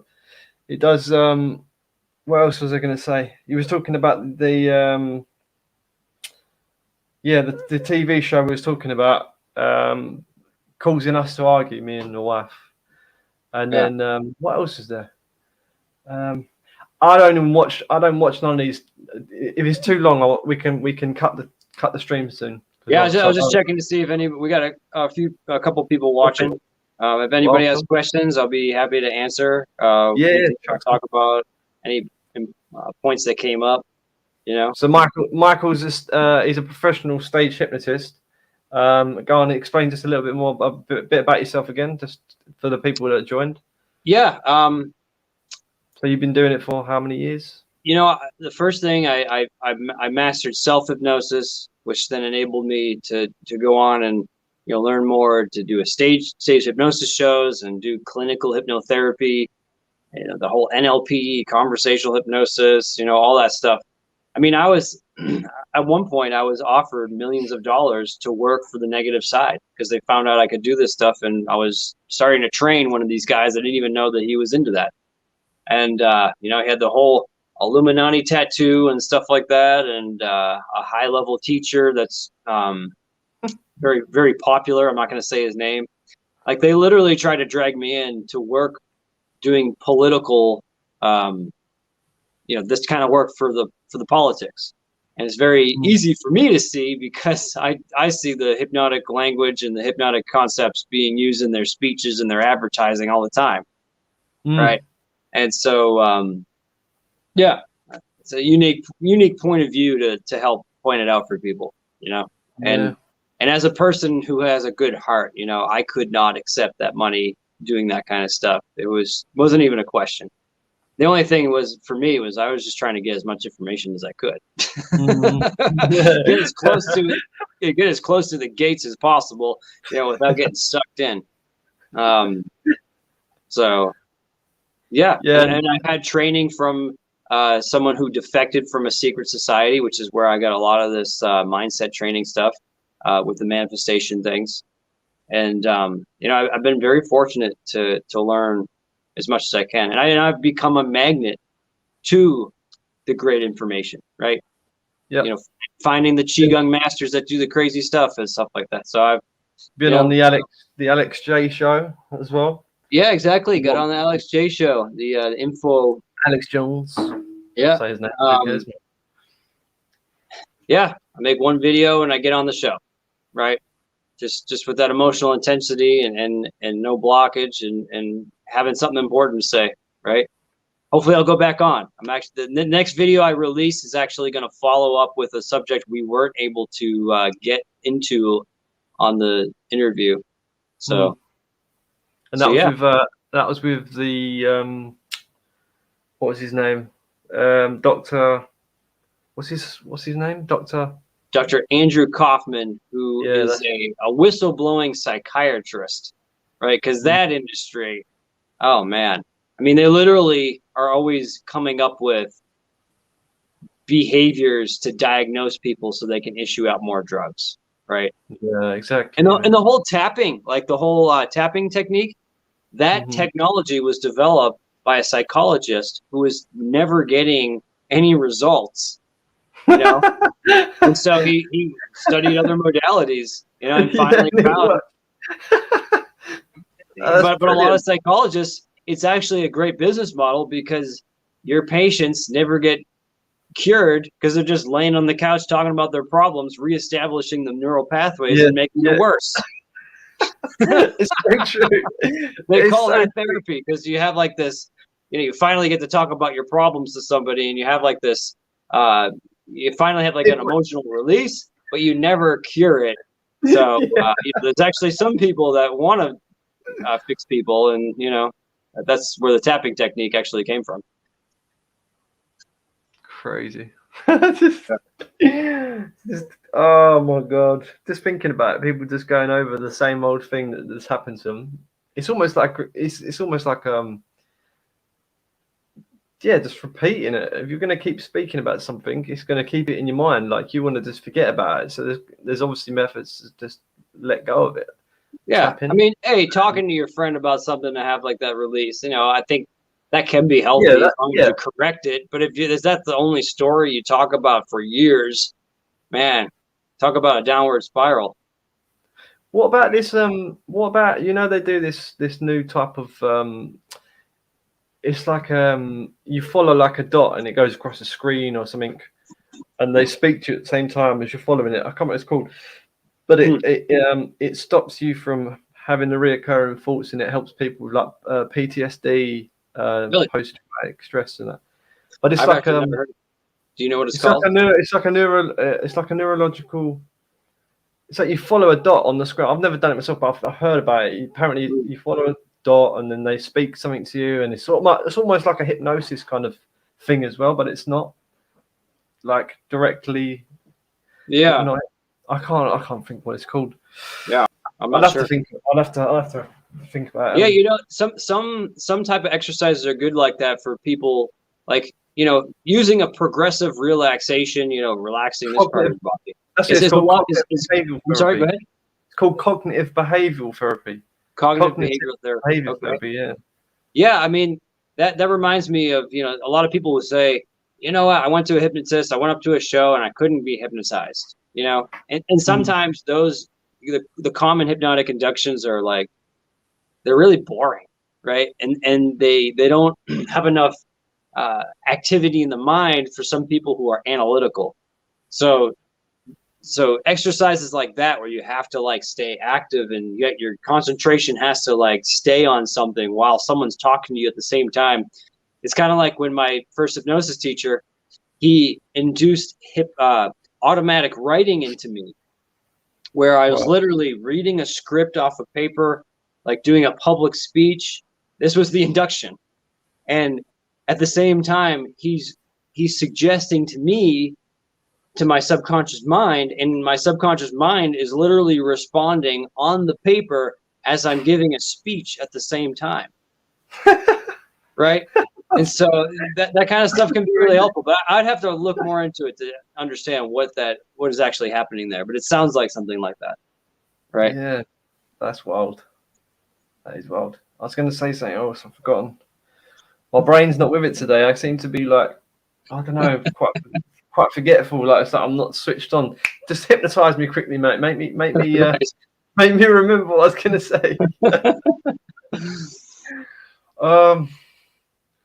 There's so many things I could speak to you about. There's like literally. Totally, but you're on the spot. And you're alive. We've got so much in common. That's what I was going to say. This is where it came to. I actually hypnotized my nephew when I was younger. Not my nephew. Oh, really? My cousin. Sorry, my cousin, not my nephew. Yeah. Because someone sent me a hypnosis paper. Right. It was like a document being written by someone professional, and he forwarded it to me in a message, and I read through it, and it gave steps on how to hypnotize you. So I read through it, and I done it to my cousin. And I got him to sit down and relax, and I spoke to him like a nice, calm voice, and like, lowered my tone and spoke quietly to him, and said the like procedures. I'd like rehearsed them, kind of thing. Yeah. And within like 5 minutes, he was out for the count. Like he wasn't asleep, but he was out for the count. Right. And then I didn't suggest anything. I didn't say, oh, when you wake up, you're gonna feel like this or that. Because I thought if I say anything, I could like leave him with something, you know? Right, yeah, screw him up or whatever. Yeah, I told my auntie that I hypnotized him, and she was just like, "Oh, what? Don't do that to him!" Right? She got offended by it. Well, I brought him back. I said, "I like slowly wake up and that," and he did come round. And I said, "Do you remember anything?" He was like, "No, I just I don't remember anything." But he was in a sort of trance. I think I got him into a trance state. So whatever I had, that paper, I've still got it. I think it's in my emails. Funny enough, it definitely worked. But it was sort of it was one of them sort of calming sort of not meditation, a calming talk to get him into a state of like relaxation, and then to feel sleepy, but not fall asleep, but fall asleep, if you know what I mean. Do you know what I'm saying? Like what you would do with some methods with people. And what was I going to say? Yeah, that's when that was going to lead me to. I actually got hypnotized myself by a lady she was charging like £100, which is like, how much is that in the US? $130 something like that. Yeah, for an that's hour. pretty Is standard. that a lot? Is that cheap? Oh, it's all right. But I it mean, I didn't work. charge $200 a session, so Oh, fair enough. That's pretty good. Yeah, it Hey, if didn't you work. get the results, it's worth it, man. It didn't work for me at all. I had like 3 sessions. It didn't do nothing. Right? Yeah. I don't know whether it was just she wasn't any good or she was professional. I mean, a lot of hypnotherapists they practice relaxation therapy is what we kind of mock at them about. Right. Because if the hypnotist is not testing your depth of trance with, like, is your arm stiff and rigid, are you having any kind of amnesia, right? Forgetting things, um, can I make your arm so you don't feel any pain when I pinch you, right? Stuff like that. If the hypnotist isn't doing any type of depth of trance testing, then they're not really doing real hypnosis, unfortunately. The big hypnotic concept is you paid $100 to believe what they're saying. That's pretty much what it sounds like. Which that's kind of part of it. But unfortunately, most hypnotists, they're not doing the real thing, and they're just reading off a script, which is not pacing and leading you correctly to trance. It can work. They'll have success with some people, but yeah, unfortunately, it's not the real thing for a lot of people. So sometimes it takes training for people.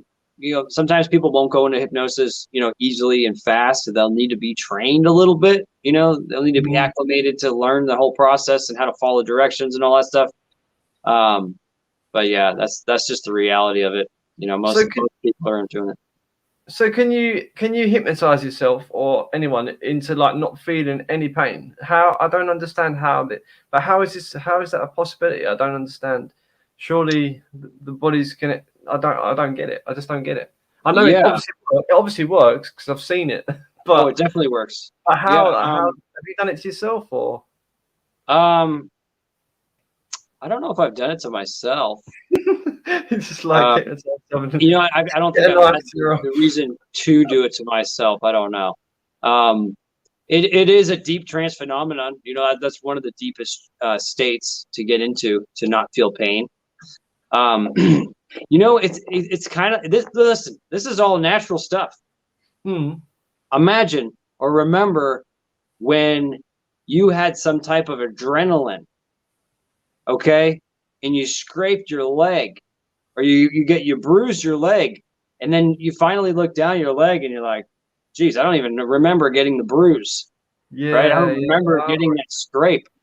I remember playing paintball and being in the intensity of the moment, capturing the flag or whatever else. I get shot, or whatever, and then finally get off the course and then realize, like, I got shot here and here. I didn't even feel it. Now I can feel it. It hurts. I got the bruise, So like this is a natural thing. It's like when you have so much focus, on something that you're doing, that you get hurt or hit, you don't even feel it because you're so focused in some other place. And so hypnosis is literally that. Like, you're just increasing your focus into some idea, some concept, some imagination, progressively, little by little.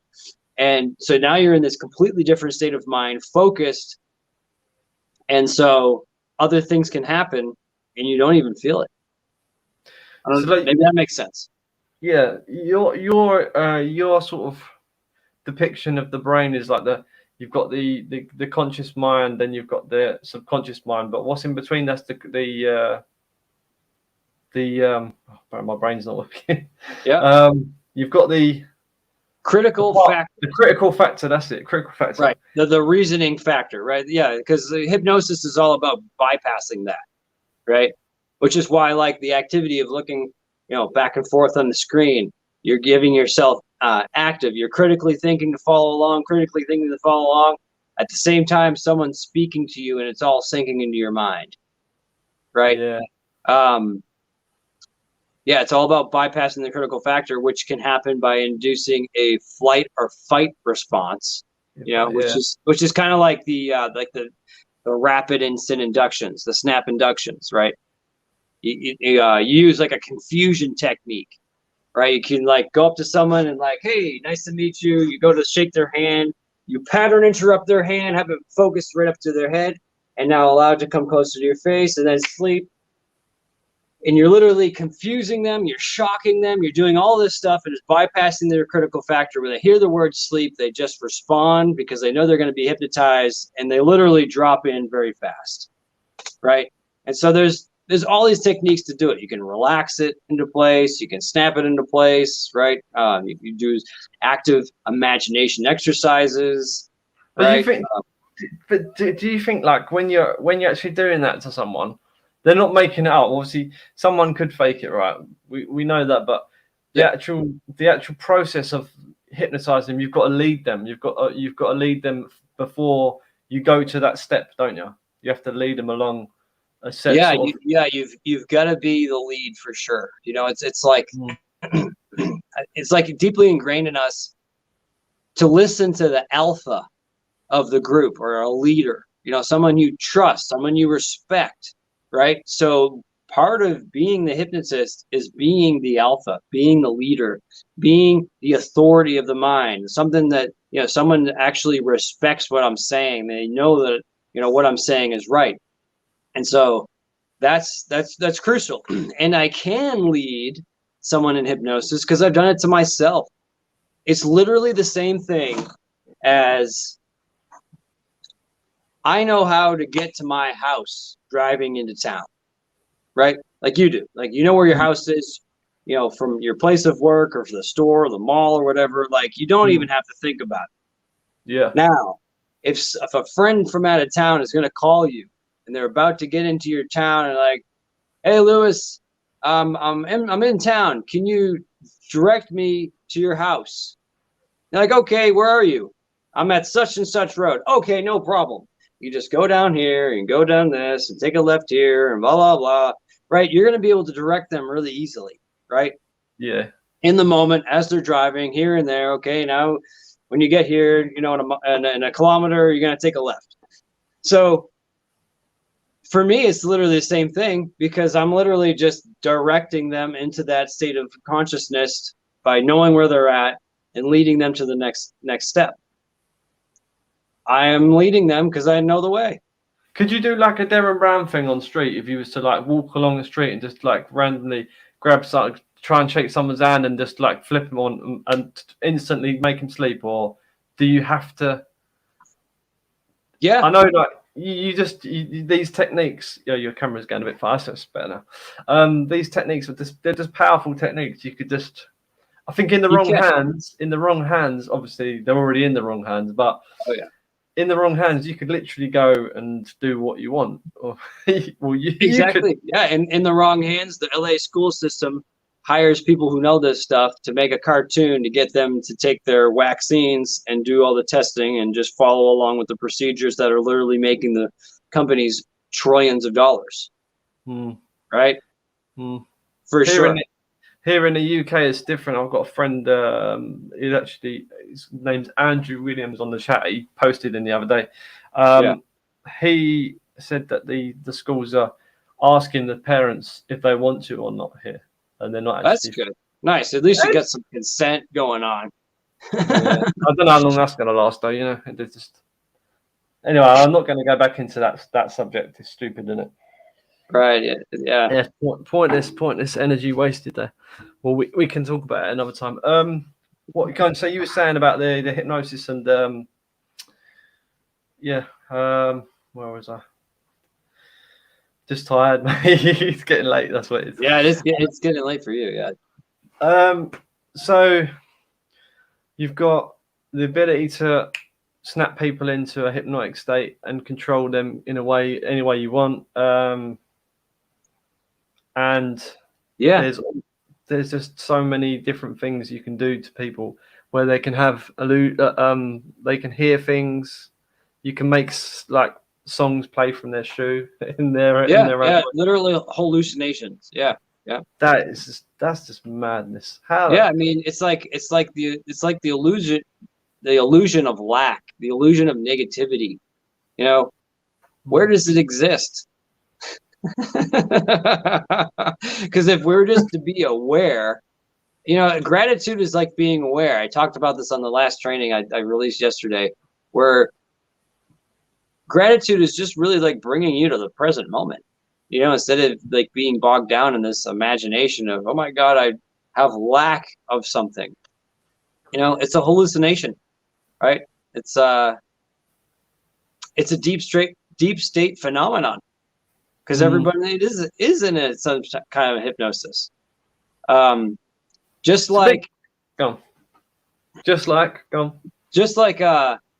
you know, I do a negative hallucination in my shows where I make myself disappear to the participants, and like I move a chair and they all freak out. You know, I've had some people like literally be so afraid that they run out of the school or run out of the auditorium or the stage or whatever. Like can somebody go get him and bring him back, please? And so like there's this, you know, negative hallucination that can occur, and it's literally the same thing as like, all right, I got my sandwich and I'm gonna get some ketchup and mustard out of the fridge or whatever, and you open up the fridge and like, man, I know I have ketchup. Where is it?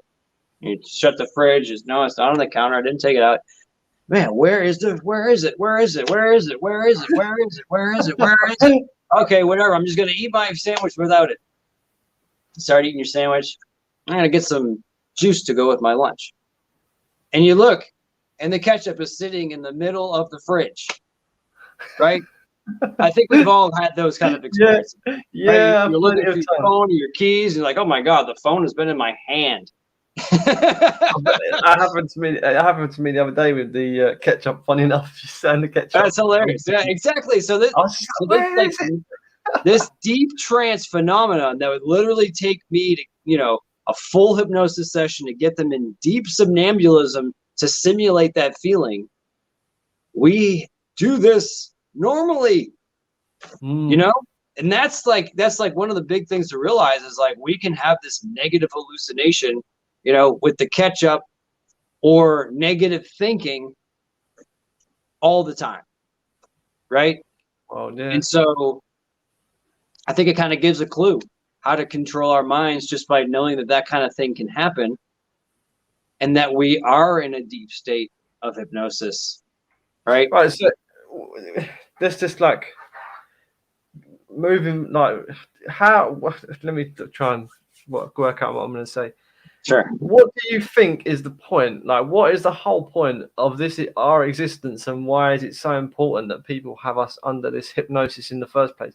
I know they don't want us to be aware of certain things and whatever. Well, what is the big picture? What is the point? Like, like, if we live and we die, what is the whole point in this? That's a question to you. Like, what is your sort of take on that? Why are they doing this? Why are we even like? Why are they even bothered to do this? Does it really make much of it? Is it because they get something from it?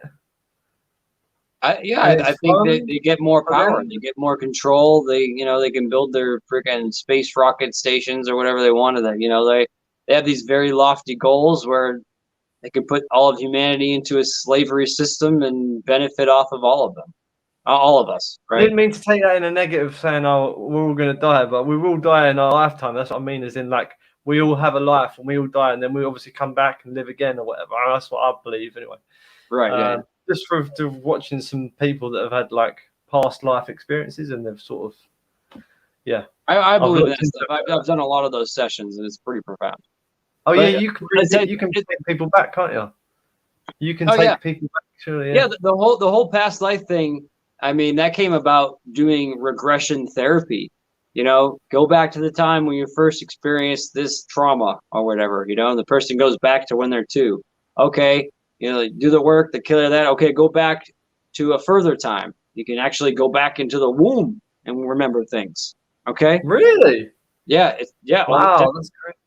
And then people sometimes they realize about this past life stuff is people would go back beyond into a different life where the first time it happened, where they're still carrying it in their energy and remanifesting it in their new life. right? And so you gotta clear it from another lifetime.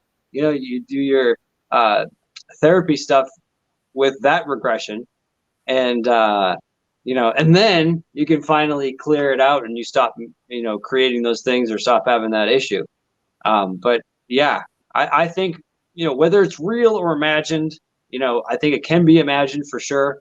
But I also believe when I have someone in a deep hypnotic state and I can go and traverse all of their memories and we go back and you can act some, I've had some people speak different languages, right? Wow. And like that's a real thing. And you can sometimes get information and then verify it in a history book or whatever. Like you find a person who they said they are, and then they go back and like, yeah, that person actually did live in that area, wherever. Like it's a real thing. It really is. It's far out, but it is verifiable. That is crazy. It is, and yeah, it's like, who are we? You know, what is the purpose? Like all the adversity. You know, I believe all the adversity is really a huge benefit. You know, it sucks that people are getting duped and you know, having you know, dying and stuff like that. You know, that's definitely not cool. But at the same time, it is the resistance to strengthen us. You know, you don't get strong in the weight room. You know, obviously not me. I'm kind of scrawny right now, but you know, it's like you're all right, mate.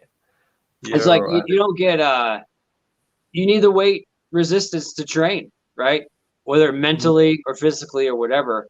And I think it's like these moments of pressure can be the moments that like bring the best out of us and exercise the most out of us. And I feel that for sure. I feel like that. What's that? I truly believe that. Go on, carry on. I truly believe it. Totally, man. You know, it's like, hey, you know, you decided to step up and, you know, make the podcast here and do something, right? I mean, you know, maybe you wouldn't have been inspired if, you know, things were different, right? And I think it's just like, what are we going to do with the situation? Are we going to just let the kids be taken advantage of, like, you know, in our country or wherever it is? Or are we going to step up and, you know what? Let's create our own schools. Let's get the community together to do our own thing, right? Oh, you know, the grocery store that, you know, they need the Vax passport or whatever they're going to do. You know what? Let's create our own farms and make our own foods. Yeah, you should do that. You've been doing that. You started doing that. You need to get the food going, mate, because it's not looking too good. Even over here, it's not looking too good either. Yeah, really. They want to have full control. We said about me and my friend. We said about 6-8 months ago that they're just going to be food thingies over here, shortages and that. And already now they started drip feeding on the media, which I don't watch, but I heard from people. Oh, they said this and said that, and then today it's on the news, like my mate told me, and I was like, oh yeah, of course, like, but we already knew this. Like we don't. So for us, it's not a big thing, but for people that aren't awake or are still under hypnosis, are now going to be getting panicked like, even more and stuff. So it's going to be like when they flick the switch, which I reckon they're going to do, and wake people up from the hypnosis state that they're in. That's what I think is going to happen. Yeah, I honestly believe that because you know how to program someone to get in that sleep mode, and that they've done it to everyone through the TV and whatever. But I think there's a way to wake them up, and they're going to be woken up. Yeah, or maybe not. I might be wrong. I mean, you see how much repetition that they're using, right? I mean, man, I mean, I don't really watch the TV or listen to the radio and stuff, but when I do, like, you know, I'm in the car and the radio turns on, or like I go in an Uber or whatever, or I help fix my friend's TV or something. It's like, dude, there's so much repetition with these advertisements, because if there wasn't so much repetition, they would fall out of their trance. Right, and they would come to realize, and people are waking up so hard. I think that's why they're pushing so hard with it all, like exactly. Over the top, like over the top, because this is really like extreme. The trance will wear out. You know, just like if I left someone in trance, like on the stage or in a hypnotherapy session, I mean, they would literally fall asleep and wake up and like be okay. you know? And like some of the hallucinations, they may stick for a little bit, but they'll wear off because they're fake, right? But if it's reestablished so often, you know, then it starts to stick. They're actually growing neural pathways to that thought form. And, you know, but eventually they can come to the realization, you know, Well, they're not being, you know, immersed in it so much. But I don't know. It's different for everybody, you know? There's a saying that it takes 30 days to program someone's mind if you repeat to like create neural pathways to like keep someone in that state of whatever they're watching, for instance, news or whatever. 30 days of constant repetition and the mind starts to adapt to it. So that's what I've heard. I don't know how true that is, but I've heard that. I don't know where I heard it. I remember an experiment done where I believe it was NASA, some space agency. They did this experiment where they had a camera on a helmet where you would literally see everything but upside down, right? So everywhere you're looking, it's always upside down. Oh, and God, so what's that? That'd be disorientating for sure. Yeah, it definitely is. But what they noticed was after 30 days, their mind adapted where they could actually see correctly and operate correctly, being adapted to it. But if a person took the mask off one day, like 15 days in, and then put it back on, it wouldn't work. Yeah. So it did have to take that 30-day consistency, right? Every day. And here, you know, if anyone who watches TV, they're just being, you know, clobbered by it on every end. Yeah, they need to switch the TV off. Exactly. Yeah, it was funny. I found a meme that I shared. It said how someone said they programmed their mom's TV through the parental controls so CNN wouldn't work. That's brilliant. I know, right? We all need to go to our parents' house, our relatives' house, and like use the parental controls that like they probably don't know about or have to use, right? If you can figure it out yourself, right? Oh God, yeah, that's right. I was around my mum and dad's once, and I was just like, turn the fucking TV off. I just said, turn it off. And my dad had a full blown argument with me because he's so absorbed by the news. Right? Yeah. I gotta know what's going on. Turn that shit off. It's not real. Stop watching it. Like, nothing you're watching. Like 95% of it is a load of bollocks just to like manipulate. And he knows this. He's so smart. He knows it. He not like he's still like in a hypnosis as like most people are, but yeah, he can see the bullshit from like the people in Parliament and all that crap. Yeah, he can see it and he knows it's bullshit, but then he still watches the news. It's like, yeah, just stop. And he still gets like caught up by it all, you know. But when I speak to him and try and be like open and say, oh, this is actually what I believe is going on, he agrees with me, but also he gets very scared and starts shaking. So I don't. So I sort of bring myself back and don't kind of talk deep about things because it really like that's where you've got the emotional attachment to them negative to like keep them in that state of that sort of hypnosis trance. Exactly. It's like all of the structures of belief the news is implanted into them. Now that you're giving in, you know, real information that starts to shake their world, it's literally a survival mechanism for the mind to keep up those beliefs that he worked to get to. So his mind doesn't become corrupted by new information, you know. And too bad, you know, the news is using hypnosis and reprogramming techniques for that to work, which then, you know, really doesn't make sense as a survival mechanism, you know, in that circumstance. But it literally is a survival mechanism where all of his subconscious beliefs are then starting to fight back, and he's having this emotional reaction to keep that information that you're giving him out of the subconscious mind. Yeah. You know? It's crazy.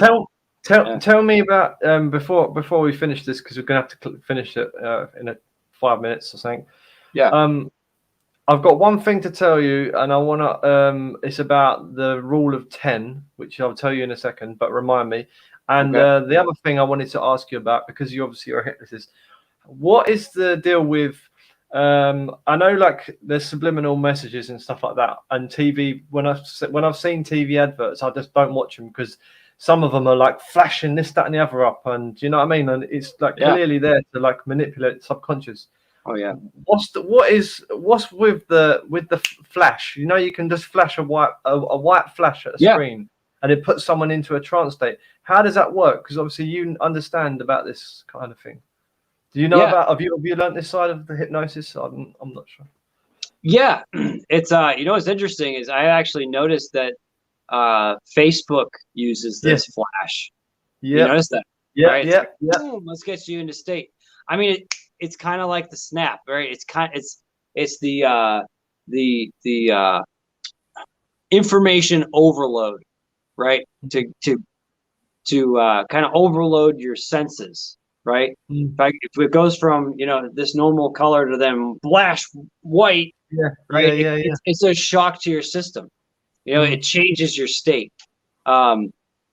Darren Brown used these techniques with like the video game thing. He had like some video Zombie game, guy. and he used strobe flashing lights with commands, and literally got the guy to play this shooting zombie video game. They then flash him into this catatonic state, and then put him into like he was actually in the game, right? Like so crazy. And so that flashing stuff induces you into trance for sure. That was mad. And it's like you're already in a state of mind. Okay, I'm gonna go on my phone, and I'm gonna like check out my news feed, see what my comments are and stuff, and now I'm really in the state of staying engaged into this app now, right? So you have your intention, you already have your thoughts, and then you're like deep into what you're gonna do, and then you like, I'm just scrolling my news feed, and oh my gosh, 2 hours. Yeah, you're in trance. That's crazy. It's happened to me a few times. I've been on. It's happening to all of us. It happens on Facebook. It's happened to me on TikTok. I sometimes watch a bit of TikTok. Yeah, and also when I'm scrolling through the news feed, because it comes on the news feed on the left, sometimes it comes up with the most random things, and I keep deleting the news feed, so I don't want to know what I don't know about a bicycle, or it's probably going to come up on my feed now because I'm speaking about it. But really, bicycles or some kind of special rocket or a star in the galaxy. I don't like, only certain things I like. If I want to find something, I'll go on YouTube and search it up, or do you know what I mean? Other methods. But it always brings up random things. I'm just like, delete. And when I'm doing that, sometimes it flashes at me. Like you're saying, it just goes white and then it shuts off. But then I go back into it. Obviously, the feed sometimes changes or whatever. But it's just weird how you're saying about the flashing. It just does it with everything. These corporations know this stuff. Right? They're hiring NLP experts and all these manipulation guys. Like, it's all about the mind control. It's all about keeping the attention and programming the minds of everybody. And so they're using it everywhere. It's crazy. Oh, and I was going to say about the rule of 10. This is something I learned from David Wilcock. Do you know David Wilcock? Oh yeah, yep. Yeah, he was talking about 1 in 10. It's like the this is going completely off subject now, but the etheric realm, or the ether. 1 in 10 people, say like you get jabbed or whatever, and someone else gets it or whatever. 10 people get it, right? 1 out of them 10 people, their DNA or the ether will reset in them, kind of thing. So like there's the etheric. I've got to get this right so I don't sound stupid. Basically, this is the example, right? They had flies, and what they've done is they genetically modified flies to have no eyes. Yeah. So they had a male and a female fly with no eyes, right? They genetically modified them. When they had their babies, they had no eyes. So they got the male and the female fly to mate, which had no eyes, and then they had the offspring. And 10 of the offspring, one of the 10 got eyes again. It's a similar thing to what you was talking about, the monkeys digging up. Was it monkeys digging up and finding the food? That would be the rule the of the 100th 100. monkey syndrome. I'm not sure if that would be the same concept, but it might connect somehow. Something. But it was basically saying like you can't overwrite. There's only 1 in 10 always reverts back to the original blueprint. Right. And then I think it's like if those people or if those bugs continue to have offspring, I think it's in like 3 generations, their eyes come back again as well. Yeah. So it's There's there's a rule to it. There is a blueprint, the blueprint of reality that can't be overwritten. Right. Although they're trying to every way they can, right? With their electronic devices and stuff like that. But yeah, I mean, you take sand and they blast it with like the hottest temperature ever, thousands of degrees, and so there's nothing living in it. And then eventually in that vacuum test tube or whatever, the little microbes will start to be created. It's like, where do flies come from, right? If you have some like meat sitting in your trash can, all of a sudden maggots and flies just like come out of nowhere, right? It's like the vibration of the rotting stench like creates the exact thing to like balance it out and you like, create more life out of it. It's like it's like the snowflake that's created. How's the snowflake so beautiful, right? It's just water that freezes. It's the vibration in nature is reflected into that, right? And it's like it's everywhere. And that's how I come to realize, like, the power of creation, the power of our mind. It's really just like being our natural selves. Go into nature and like sit near some trees. Walk outside and like you start to feel back to yourself again. Because it's like all of life is just there. Yeah, you were saying in your videos about going out, looking at things in the distance, and just being in nature. Right. The best way to get out of depression, if you can get yourself off the couch and off the chair, outside, it's like the hardest part, knowing the fact that if you go outside in the sun and you walk and look at things far away, that activity of looking at things far away, you projecting your image of energy and energy output into something outside of you, instead of like staying inside the house and like, oh, I'm thinking about all these things and my bills and my problems and right? It gets you totally out of that, right? And then the side effect is you're immersed in nature and you're being repatterned by the plants and the trees. It seems so simple, right? But tell me, when you took a walk in nature and you came back, you didn't feel more refreshed and better? Yeah, of course. Every time. Come on. Every time. Yeah.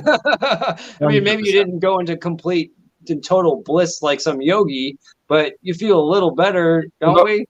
If I want to get into the bliss state, I'll find myself a river, and then I'll just walk in the river, ground myself to the earth. Yeah, exactly. Right? Yeah. Do that for 10 minutes. Totally, like disperse the electronics and all the static build up. Exactly. Yeah. Yeah. Dude, it's such a good reminder. I mean, it's so basic, but dude, sometimes we just need to hear it from someone else. You know what? Maybe I do need to go take a walk today, Yeah, it's such a powerful thing to do. It's just to go and walk in the field somewhere you can find where there's greenery and some even the color green is good. Like it's like there's something about grass and the tree leaves.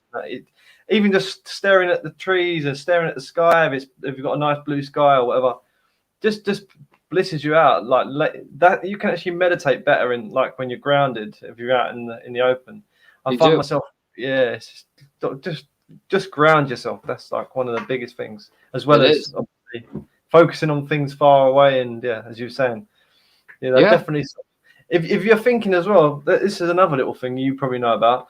If you're constantly thinking of negative things, or you sort of your brain won't stop.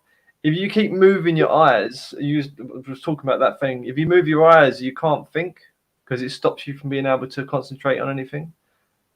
You try and think in your head whilst moving your eyes constantly. You can't think. So if you constantly move, I never thought about that. I didn't know that. It does something to stop the brain from being able to. It does. Yeah, I notice I'm like way more quieter and calmer rolling my eyes around. Wow, that's pretty cool. Yeah. Thanks for So, well, I'm gonna stop the stream now. But thanks everyone for joining. Okay. There was like 4 people at one stage. Really badly, and I'm holding it. But this has been an awesome conversation. How long's that been? For about an hour now. So yeah, probably. Yeah. I thought to myself, you might need to go to the toilet. Is that juice? Yeah, like a bottle or a bucket right here or something.